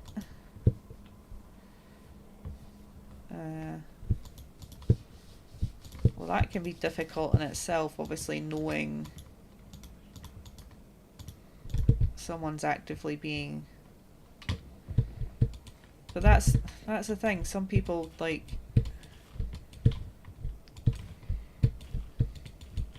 do have to actively put themselves in harm's way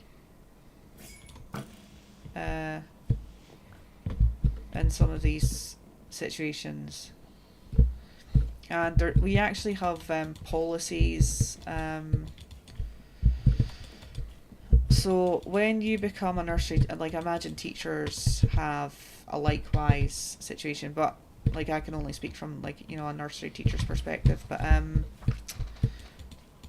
like, you've got, like, a book of policies that you need to follow as a early years practitioner, and there are, you know, safeguarding the child, but you also have to safeguard yourself,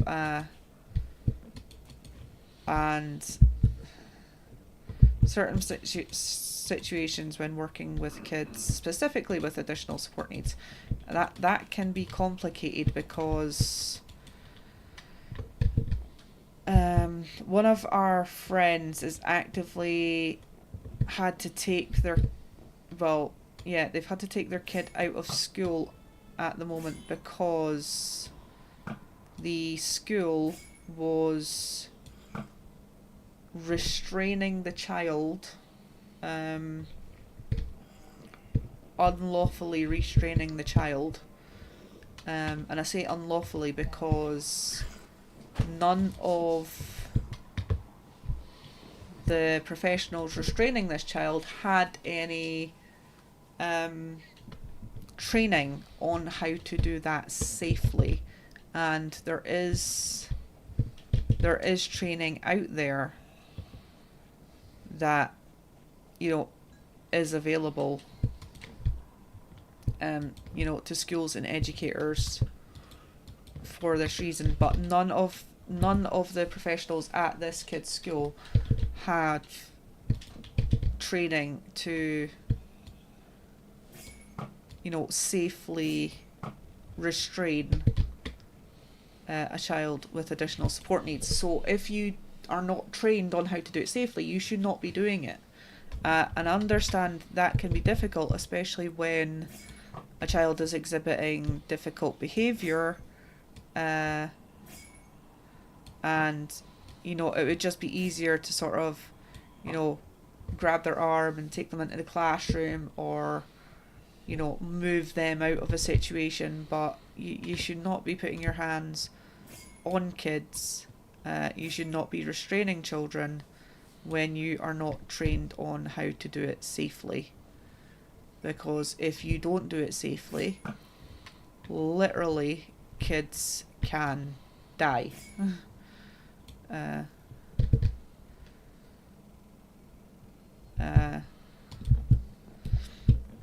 mean, look at, you know, police officers. Some of them have had training on how to restrain, you know, people that are resisting arrest and stuff like that. And even then, sometimes they do it wrong, whether intentionally or unintentionally, and people have died.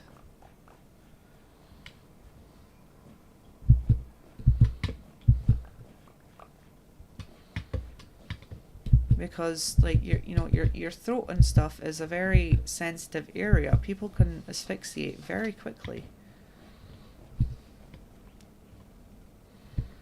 I am a man fully ready to burn bridges if they happen to be told. Good job, Silly.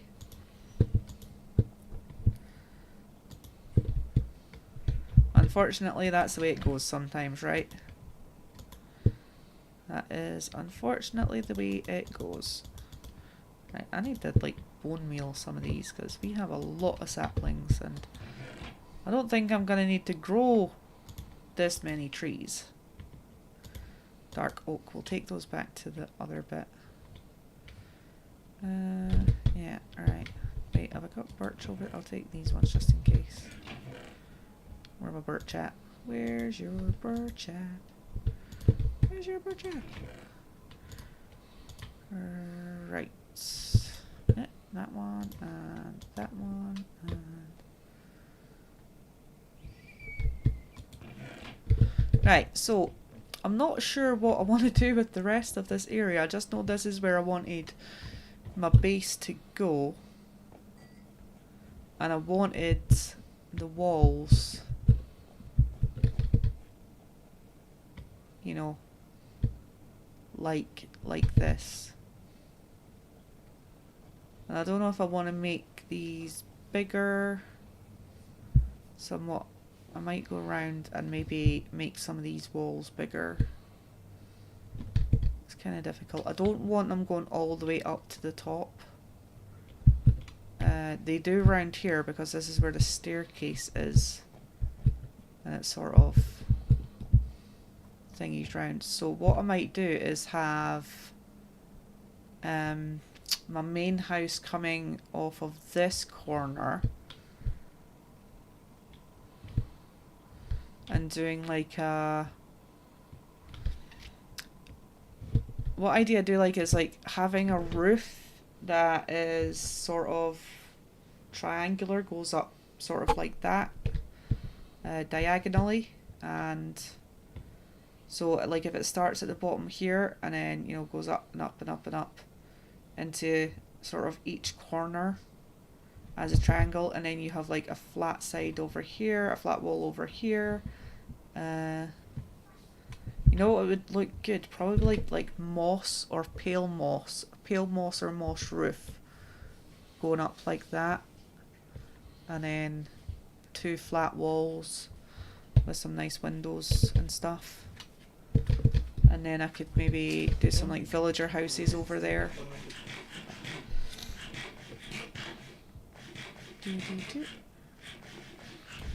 Right, let's take these ones back to the other village. I also need some better infrastructure, so I need like a decent pathway that goes from, you know, here to the village with the farms in it, and I also need, I want to put I want to make the iron farm look a bit better. I want to make the gold farm look a bit better. Obviously cover them up with something. I don't know if I should just like cover the gold farm in like a giant gold block. Cover the iron farm in a giant iron block. What do you think? Do you think that'll be too much? Just have like a massive gold block over there, massive iron block over here. Huh? That'll be a bedtime for everything. Ah. Love you, baby. Night night. See you in the morning. Right. Doodle-doo.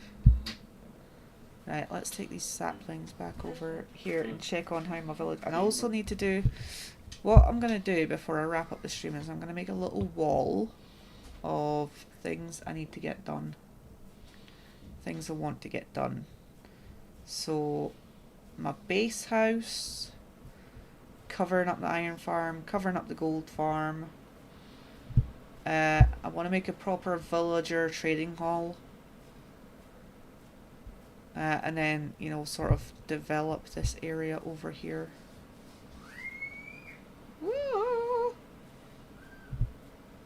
My kid is singing in the song of her people.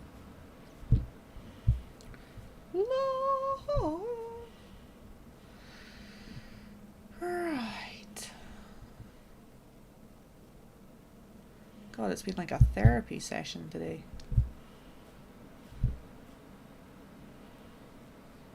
I can't even remember what kicked off this whole conversation.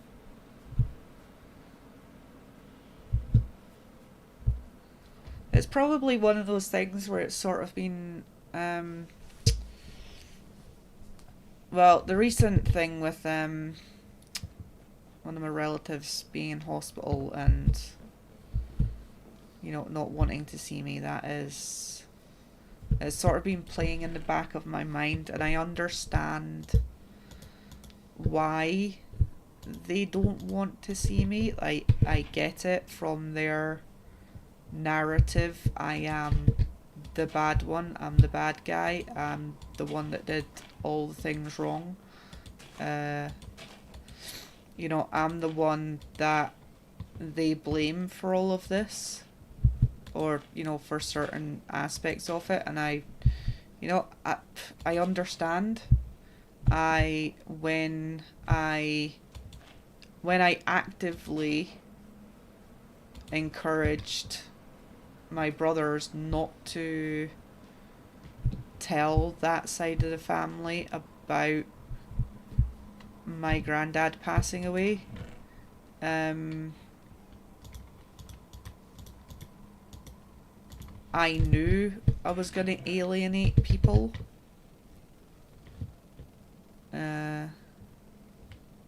I mean, it just so happened that, you know, we were already estranged at the time, which, you know, didn't help. But that side has never really had any involvement in my life. They've never really bothered to have any involvement in my life. And the little involvement they did have, you know, when I reached out for help, all I got back was hatred and disdain, and basically told not to bother them from a third party. And yeah, like, I completely understand that I'm the bad guy. I was willing to take that responsibility when I did what I did, because it was, as I said, it was my responsibility to relay that information, and obviously I was also responsible for making sure that they didn't have certain aspects of information until after the funeral. My shit childhood is probably subconsciously the reason I don't want kids. Oh, sorry, I've got a really itchy nose. It's probably because my cat was all up in my grill earlier. Which is a very valid reason to have. I know a few people that don't want kids because of their childhood. I have always wanted kids.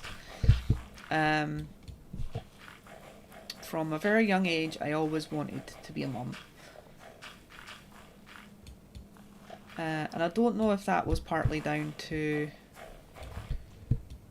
obviously, aspects of my childhood.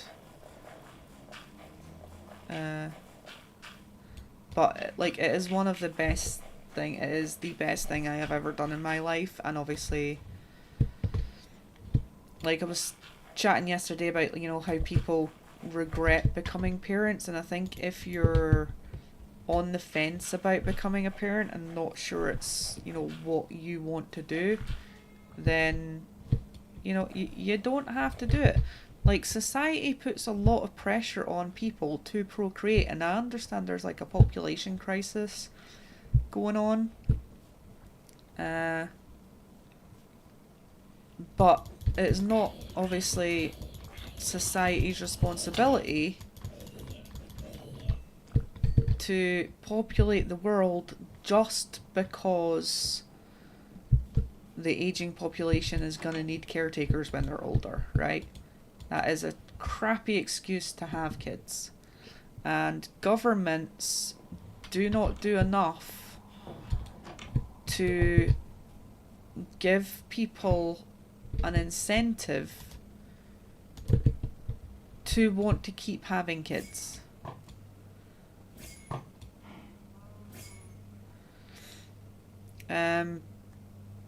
Like, let's take childcare, for example. Childcare is horrendously expensive to the point that, you know, a 2-parent household, one parent couldn't work, even if they, you know, were educated, they had a good job, like if we're talking about, you know, regular working class people, it would make more financial sense for one of them not to work and stay home with the kids than for both parents to be out working, because the cost of childcare is just horrendous. And then if you're a single parent, how are you meant to go to work full time but also pay for this ridiculously expensive childcare? And then add on to the fact of societal expectations, where you're either a bad parent for not staying at home with your kids, or you're a bad parent for staying home with your kids and not working. And it doesn't matter what you do, people are going to judge you for it.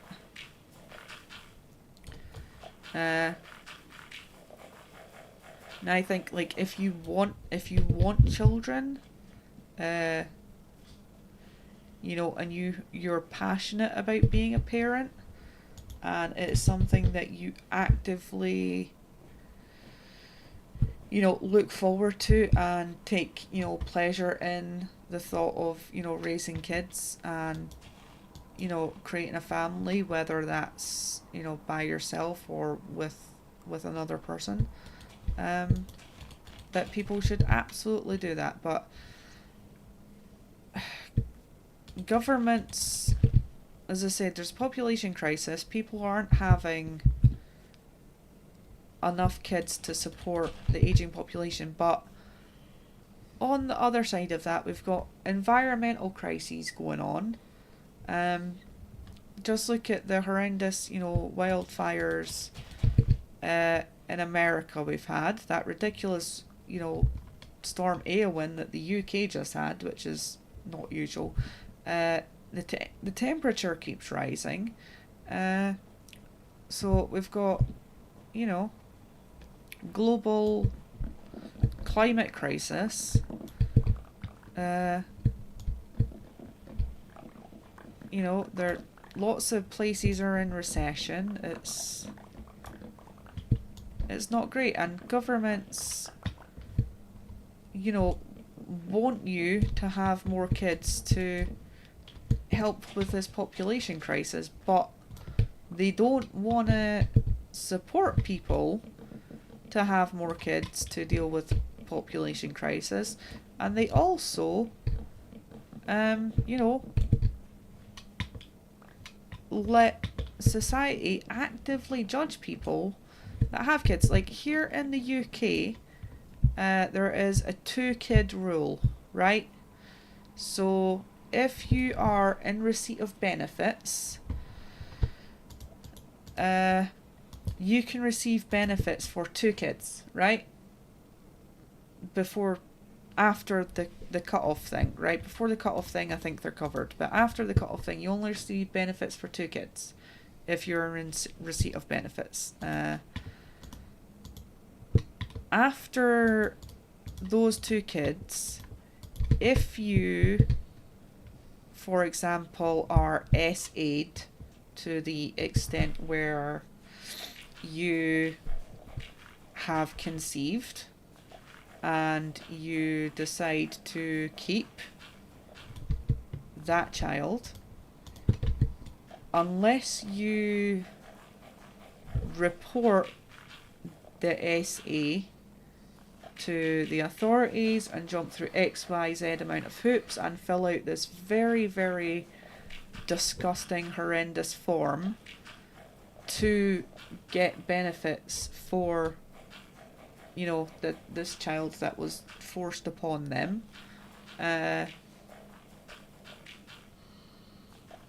then you will not receive help financially from the government for that child. And it is absolutely disgusting.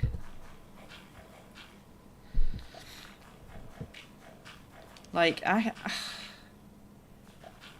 like, as someone that has, like, experienced, not obviously that particular scenario. Hey, Tyler. But, you know, as a woman, and a lot of women also have, experienced SA in their lives, unfortunately. But, you know, a lot of people, one, they don't report what has happened to them, and 2, if they, like, do report it, they've not only got to report it, but they've also got to fill out this form, and then there's extra hoops, because obviously this doesn't just happen with, you know, people that don't know each other. These sorts of things happen with, you know, people that, like, a lot of the time it happens between people that know the person, right? So let's give a hypothetical example, right? Let's say, you know, it's a married couple, right? And, you know, the wife is SA'd by the husband, which, you know, can absolutely happen, and that results in a pregnancy. And, you know, if the wife then obviously doesn't report her husband for doing so, which, one, people may not believe her because they're married, maybe they just got confused, maybe this, maybe that, and then obviously they have to go through a whole legal thing, and I don't know the ins and outs of it. I don't know if that person that has been accused then has to be convicted, but then obviously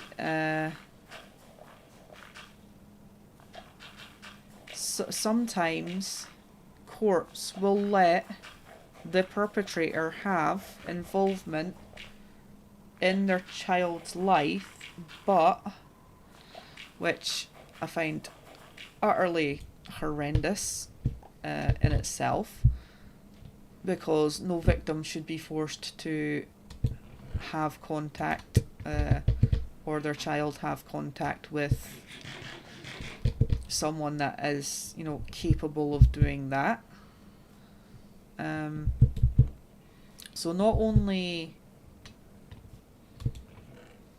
you know, has that happened, and then they then need to report it, completely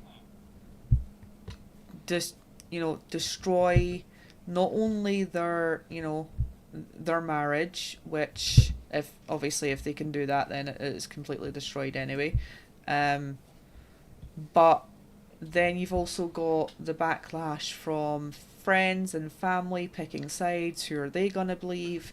And then you've got to report it to the police and go through the process of taking statements, and you've got to repeat the story over and over and over and over again, to the point where people don't start not to believe you, because at some point you're just reiterating information and you sort of become devoid of emotion, right?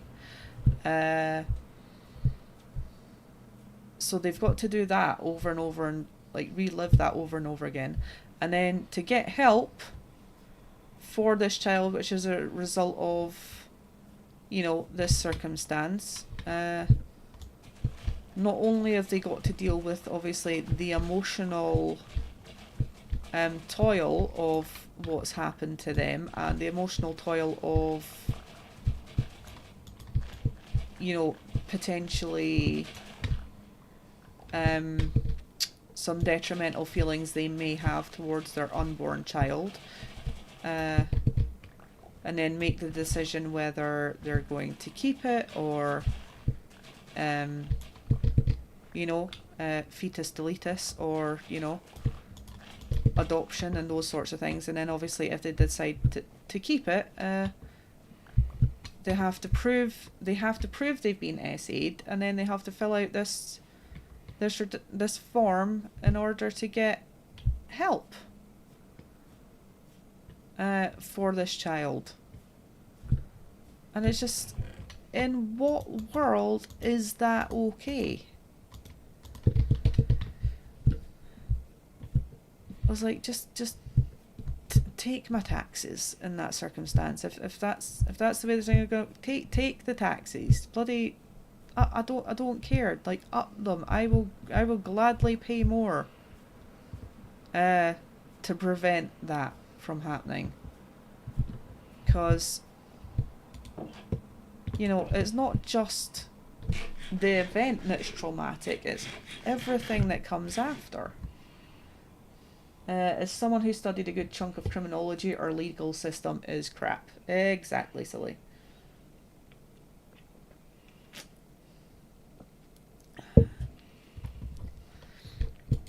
I'll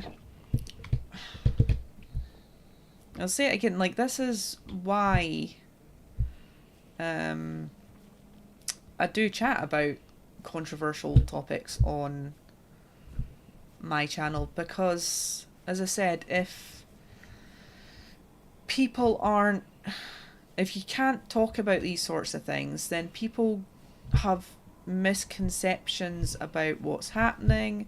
Sometimes they only know what they've been told from, you know, other sources. Like, and I don't claim to be an expert on absolutely anything, but you know, that my opinion is that practice is abhorrent and just goes to victimize the victims of these horrible acts more. And I actively think it is an intentional an intentional part on the government side in order for them to get away with, you know, not helping children, putting more families into poverty, so they can, you know, say they've saved a few bucks, but at what cost?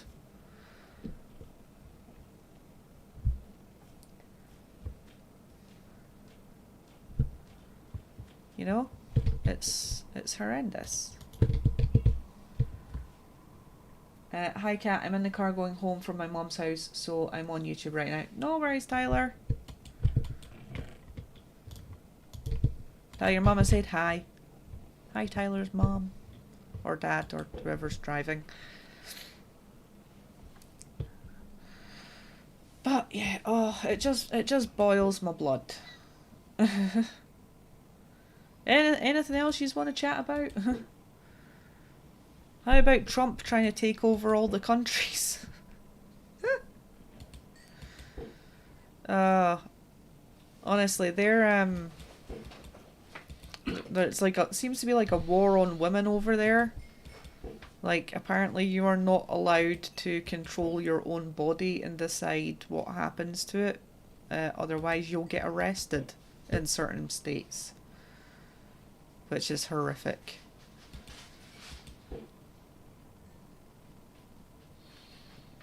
Like, some doctors are actively afraid to help women that medically need to terminate for, you know, whatever reason, because they're afraid that there will be legal repercussions if they help.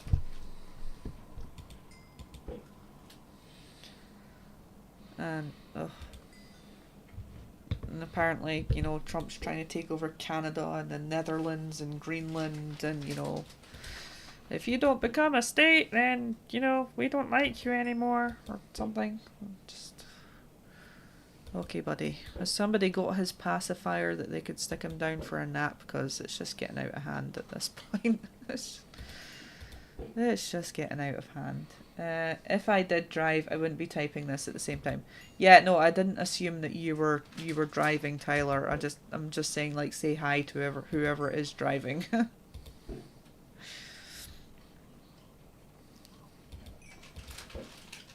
Yeah, don't type and drive at the same time. That's generally frowned upon, right?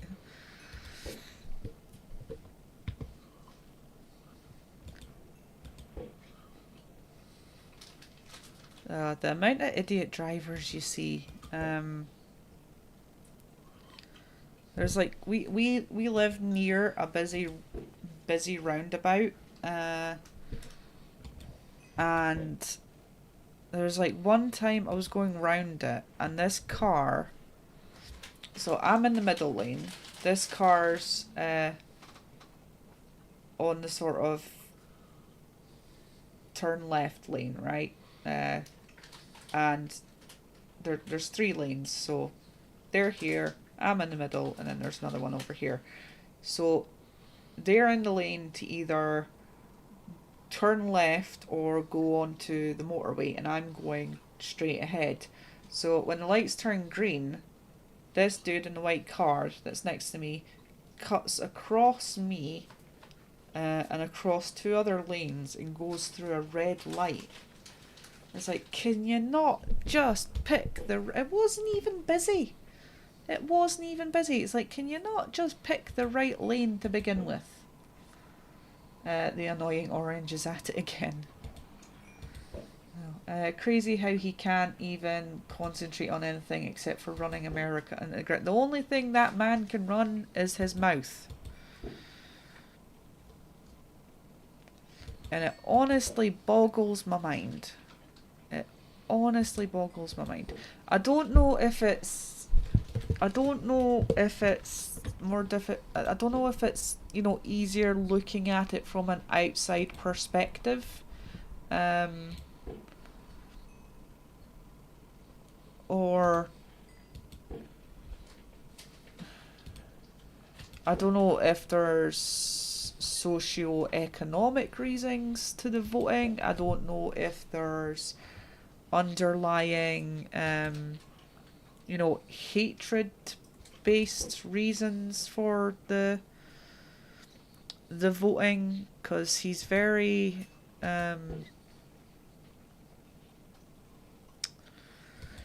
he seems very anti-LGBTQIA. He seems very...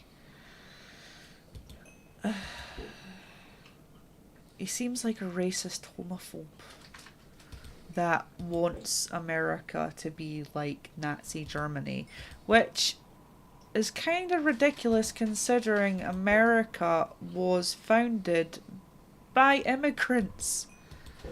And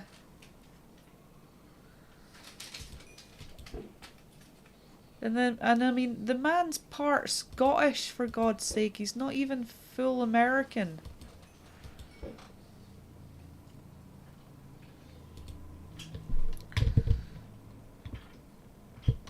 Did you get the concentrate pun? Ah, like orange juice. Yeah, I got it. Nice one, Tyler.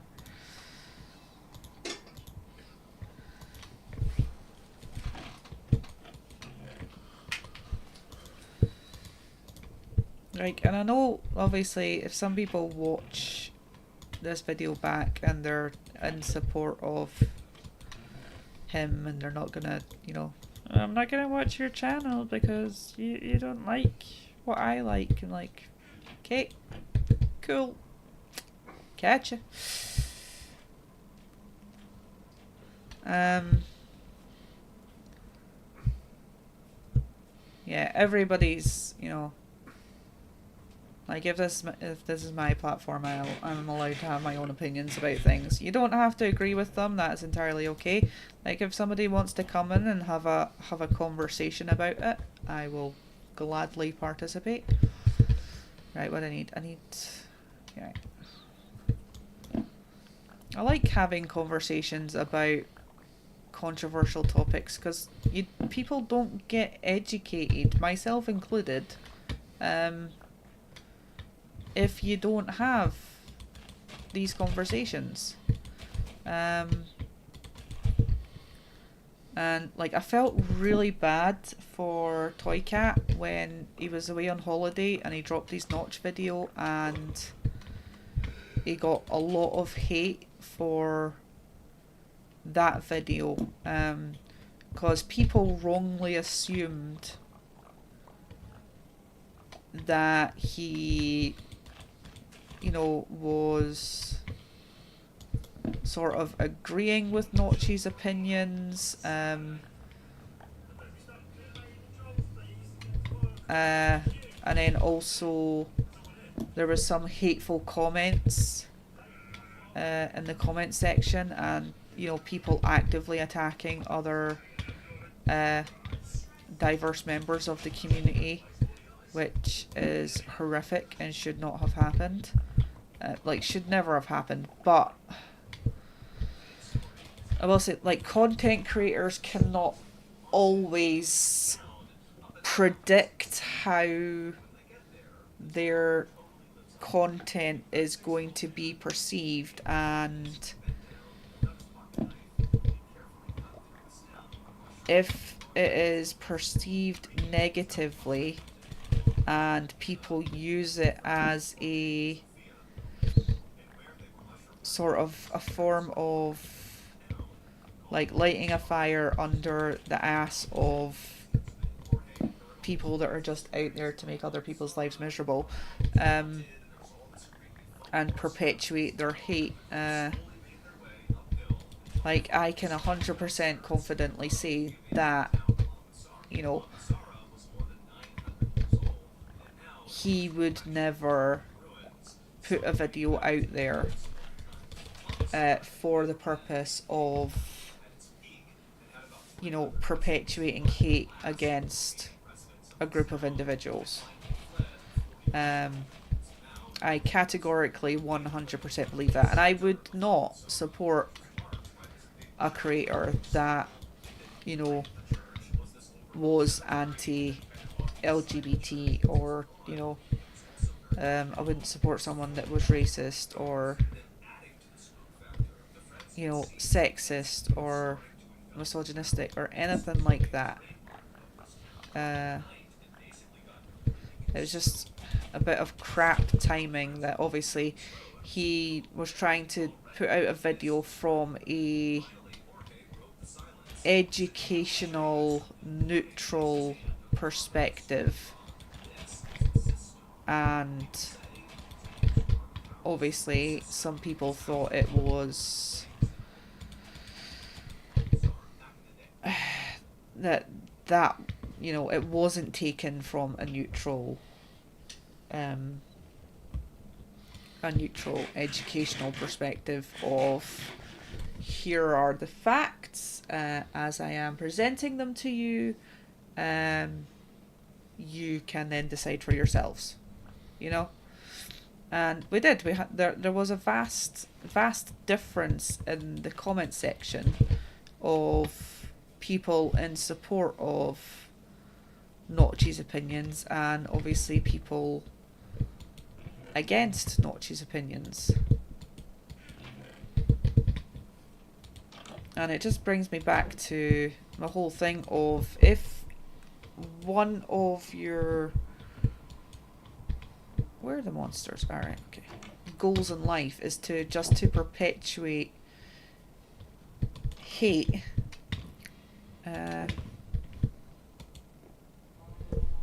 You know, that's a horrible perspective to have. Like, I don't understand, like, why people can't just let other people exist in peace. I understand sometimes, you know, people get big emotions about things, and people have been raised certain ways, and people have had negative experiences about things that may, you know, attribute to why people feel the way they do about, you know, other groups of people. But like, they should also have some accountability of, right, I may have been raised to believe XYZ, but, you know, I am going to form my own opinions, because unfortunately parents, myself included probably, can only, well, parents and teachers, your own biases and beliefs bleed through into how you educate others, whether you're educating them as their parent or educating them as a teacher or professional or friend, or, you know, just someone within your, you know, your community, right? Whether that's religious, cultural, or just your neighborhood, or, you know, stuff like that. Exactly, he was trying to do it from a neutral approach, that's only being and letting people get the facts in a non-biased way. Yeah, unfortunately it wasn't taken that the way it was intended, which again is difficult to it's difficult with the internet, because you can't always figure out what the person's intentions were when they were creating that piece of content. And while obviously I know it was you know, innocent and not meant to be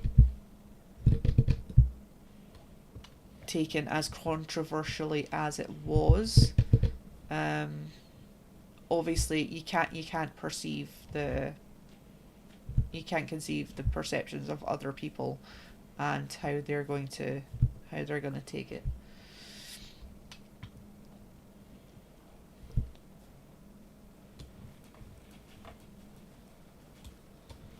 Like, ideally, the only sort of content that would be around was stuff that makes people happy.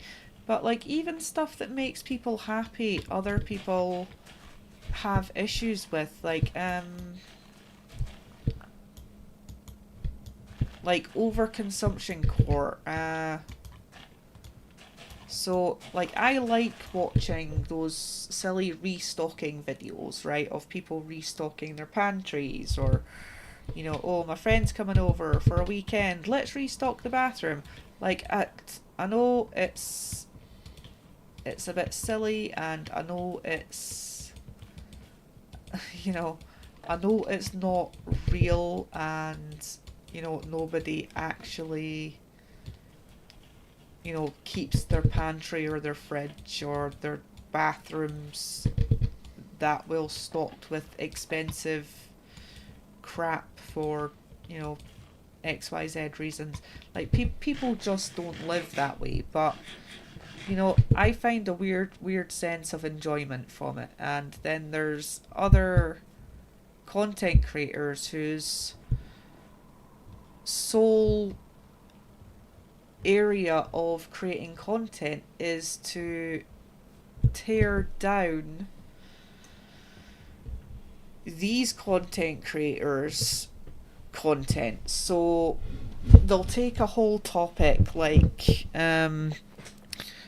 you know, overconsumption core, and then they will blast it on their video, and they'll, you know, they'll link in 7 different creators, whether they're from TikTok or YouTube or whatever. They'll pull in their videos, and they will then make a very... They will have some very valid points. Don't get me wrong. They do have some very valid points. Like, you know, this is... you know, this is promoting... You know, this is teaching young kids that this is how people live, and this is... they're over-consuming things, and... nobody lives like this. Like, they do have some valid points in there about, you know, this is not how regular people live their lives, and these influencers are influencing badly, is usually their main crux of the thing.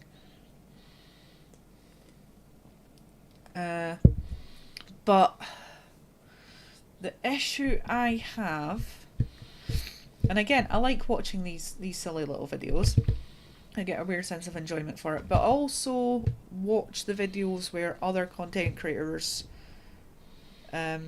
completely rip on these videos. Whether it's, you know, skeptical parent videos, or the overconsumption videos, or, you know, frugal minimalist videos. They always find a topic to... nitpick at and find negative connotations with, and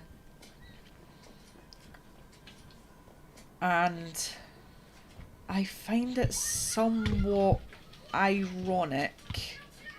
I don't know if ironic is the right word. It's probably not. But I find it... I don't know quite how to explain it, but the issue I have is that they are making these vast nitpicky videos. Their whole channel is filled with all of these different videos which are just ripping out all these other different niches, right? That's their whole content. That's what they do every week, is, or every day, or every week, or whatever, is they find negative things in the world, and they just put them on blast and go, this is bad because XYZ reason, right? And I get it. There are, you know, people can find positives and negatives in anything, but when they have valid points, I find that they're valid points of people shouldn't, you know, waste food, or people shouldn't overconsume, or, you know, all this stuff. Like, I find their valid points are washed out by the sheer overwhelming negativity of all of their videos, because they're not passionate about any specific thing, but they're negative about everything. Like, if you find your passion, like one of the influencers that I really like is A to Zen Life. Marissa is an American minimalist who just recently moved back to the US from Germany, and she does very positive, calming minimalist videos on, you know, why she's a minimalist, why she thinks minimalism is helpful, and, you know, all that sort of stuff. And I think that's a lot better than just, you know, channels that perpetually post negativity. Yes, these restock videos might, you know, be promoting overconsumption, but the thing is, you need to be teaching and educating people that, you know, while, you know, these videos are fun, it's like cartoons. They're not real, buddy. You need to be educating your kids and stuff that this stuff, while it's, you know, there on the internet and anybody can watch it, and, you know, that's great, you know, it's not real. That people don't actually live like this.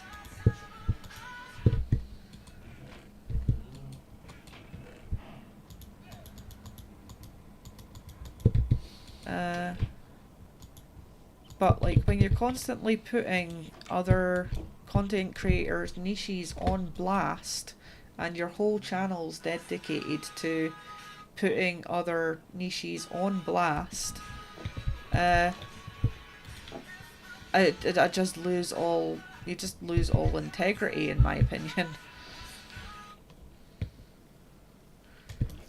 Like, because you're not. There might be fundamental things wrong with, but you're just, you know, perpetuating negativity yourself. So what are you actively contributing to the world apart from being judgmental?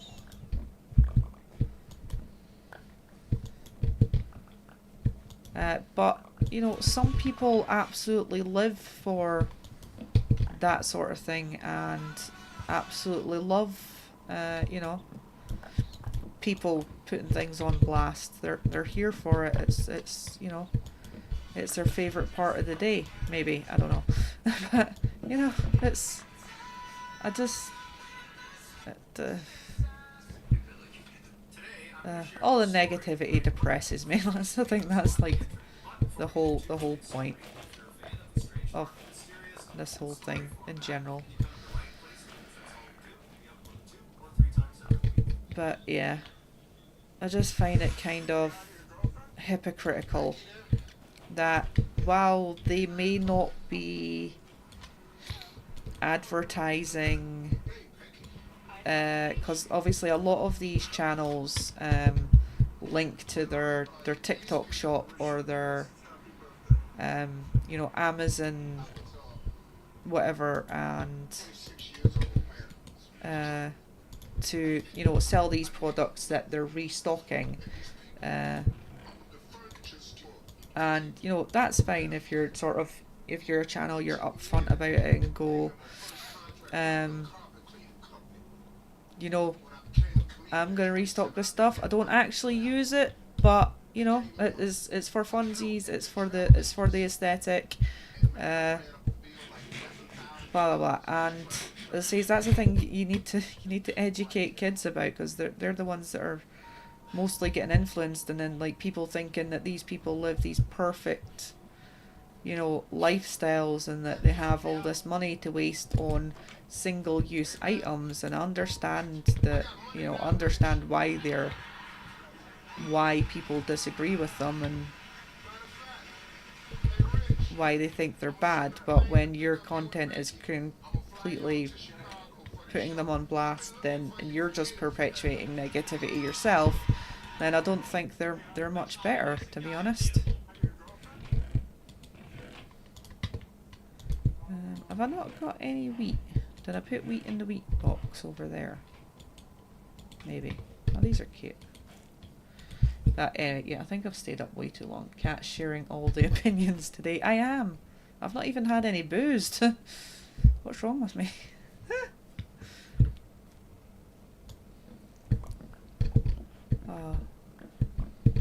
I just find it, as I said, I just find it hypocritical, because while obviously the creators that are putting these little niches on blast, as I said, do have valid points, the only thing they're doing is making videos that are being negative about other videos. So while you may not be contributing to overconsumption or stuff like that, and you know, just keep saying how ridiculous this all is, the only thing they are doing is putting more negativity out there into the world. Like, do we really need that in our lives? I don't think we do. I don't think we do. It's like why I think that like anger and, you know, while everybody feels it, it doesn't help anybody.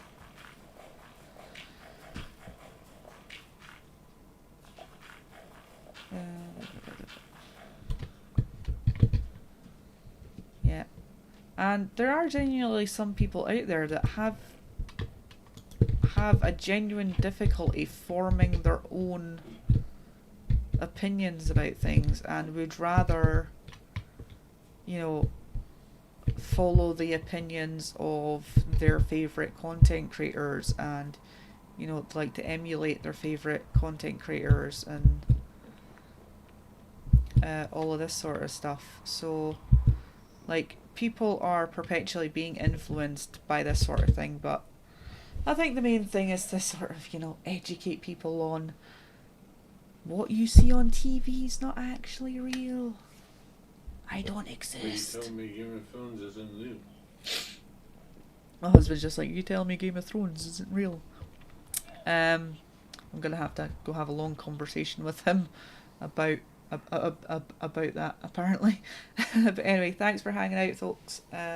Please remember to like and subscribe, or if you've been absolutely traumatized by the conversations today, my bad. I will catch you again next time. Hopefully tomorrow. We'll see how it goes. But oh, hello, dude. Yeah.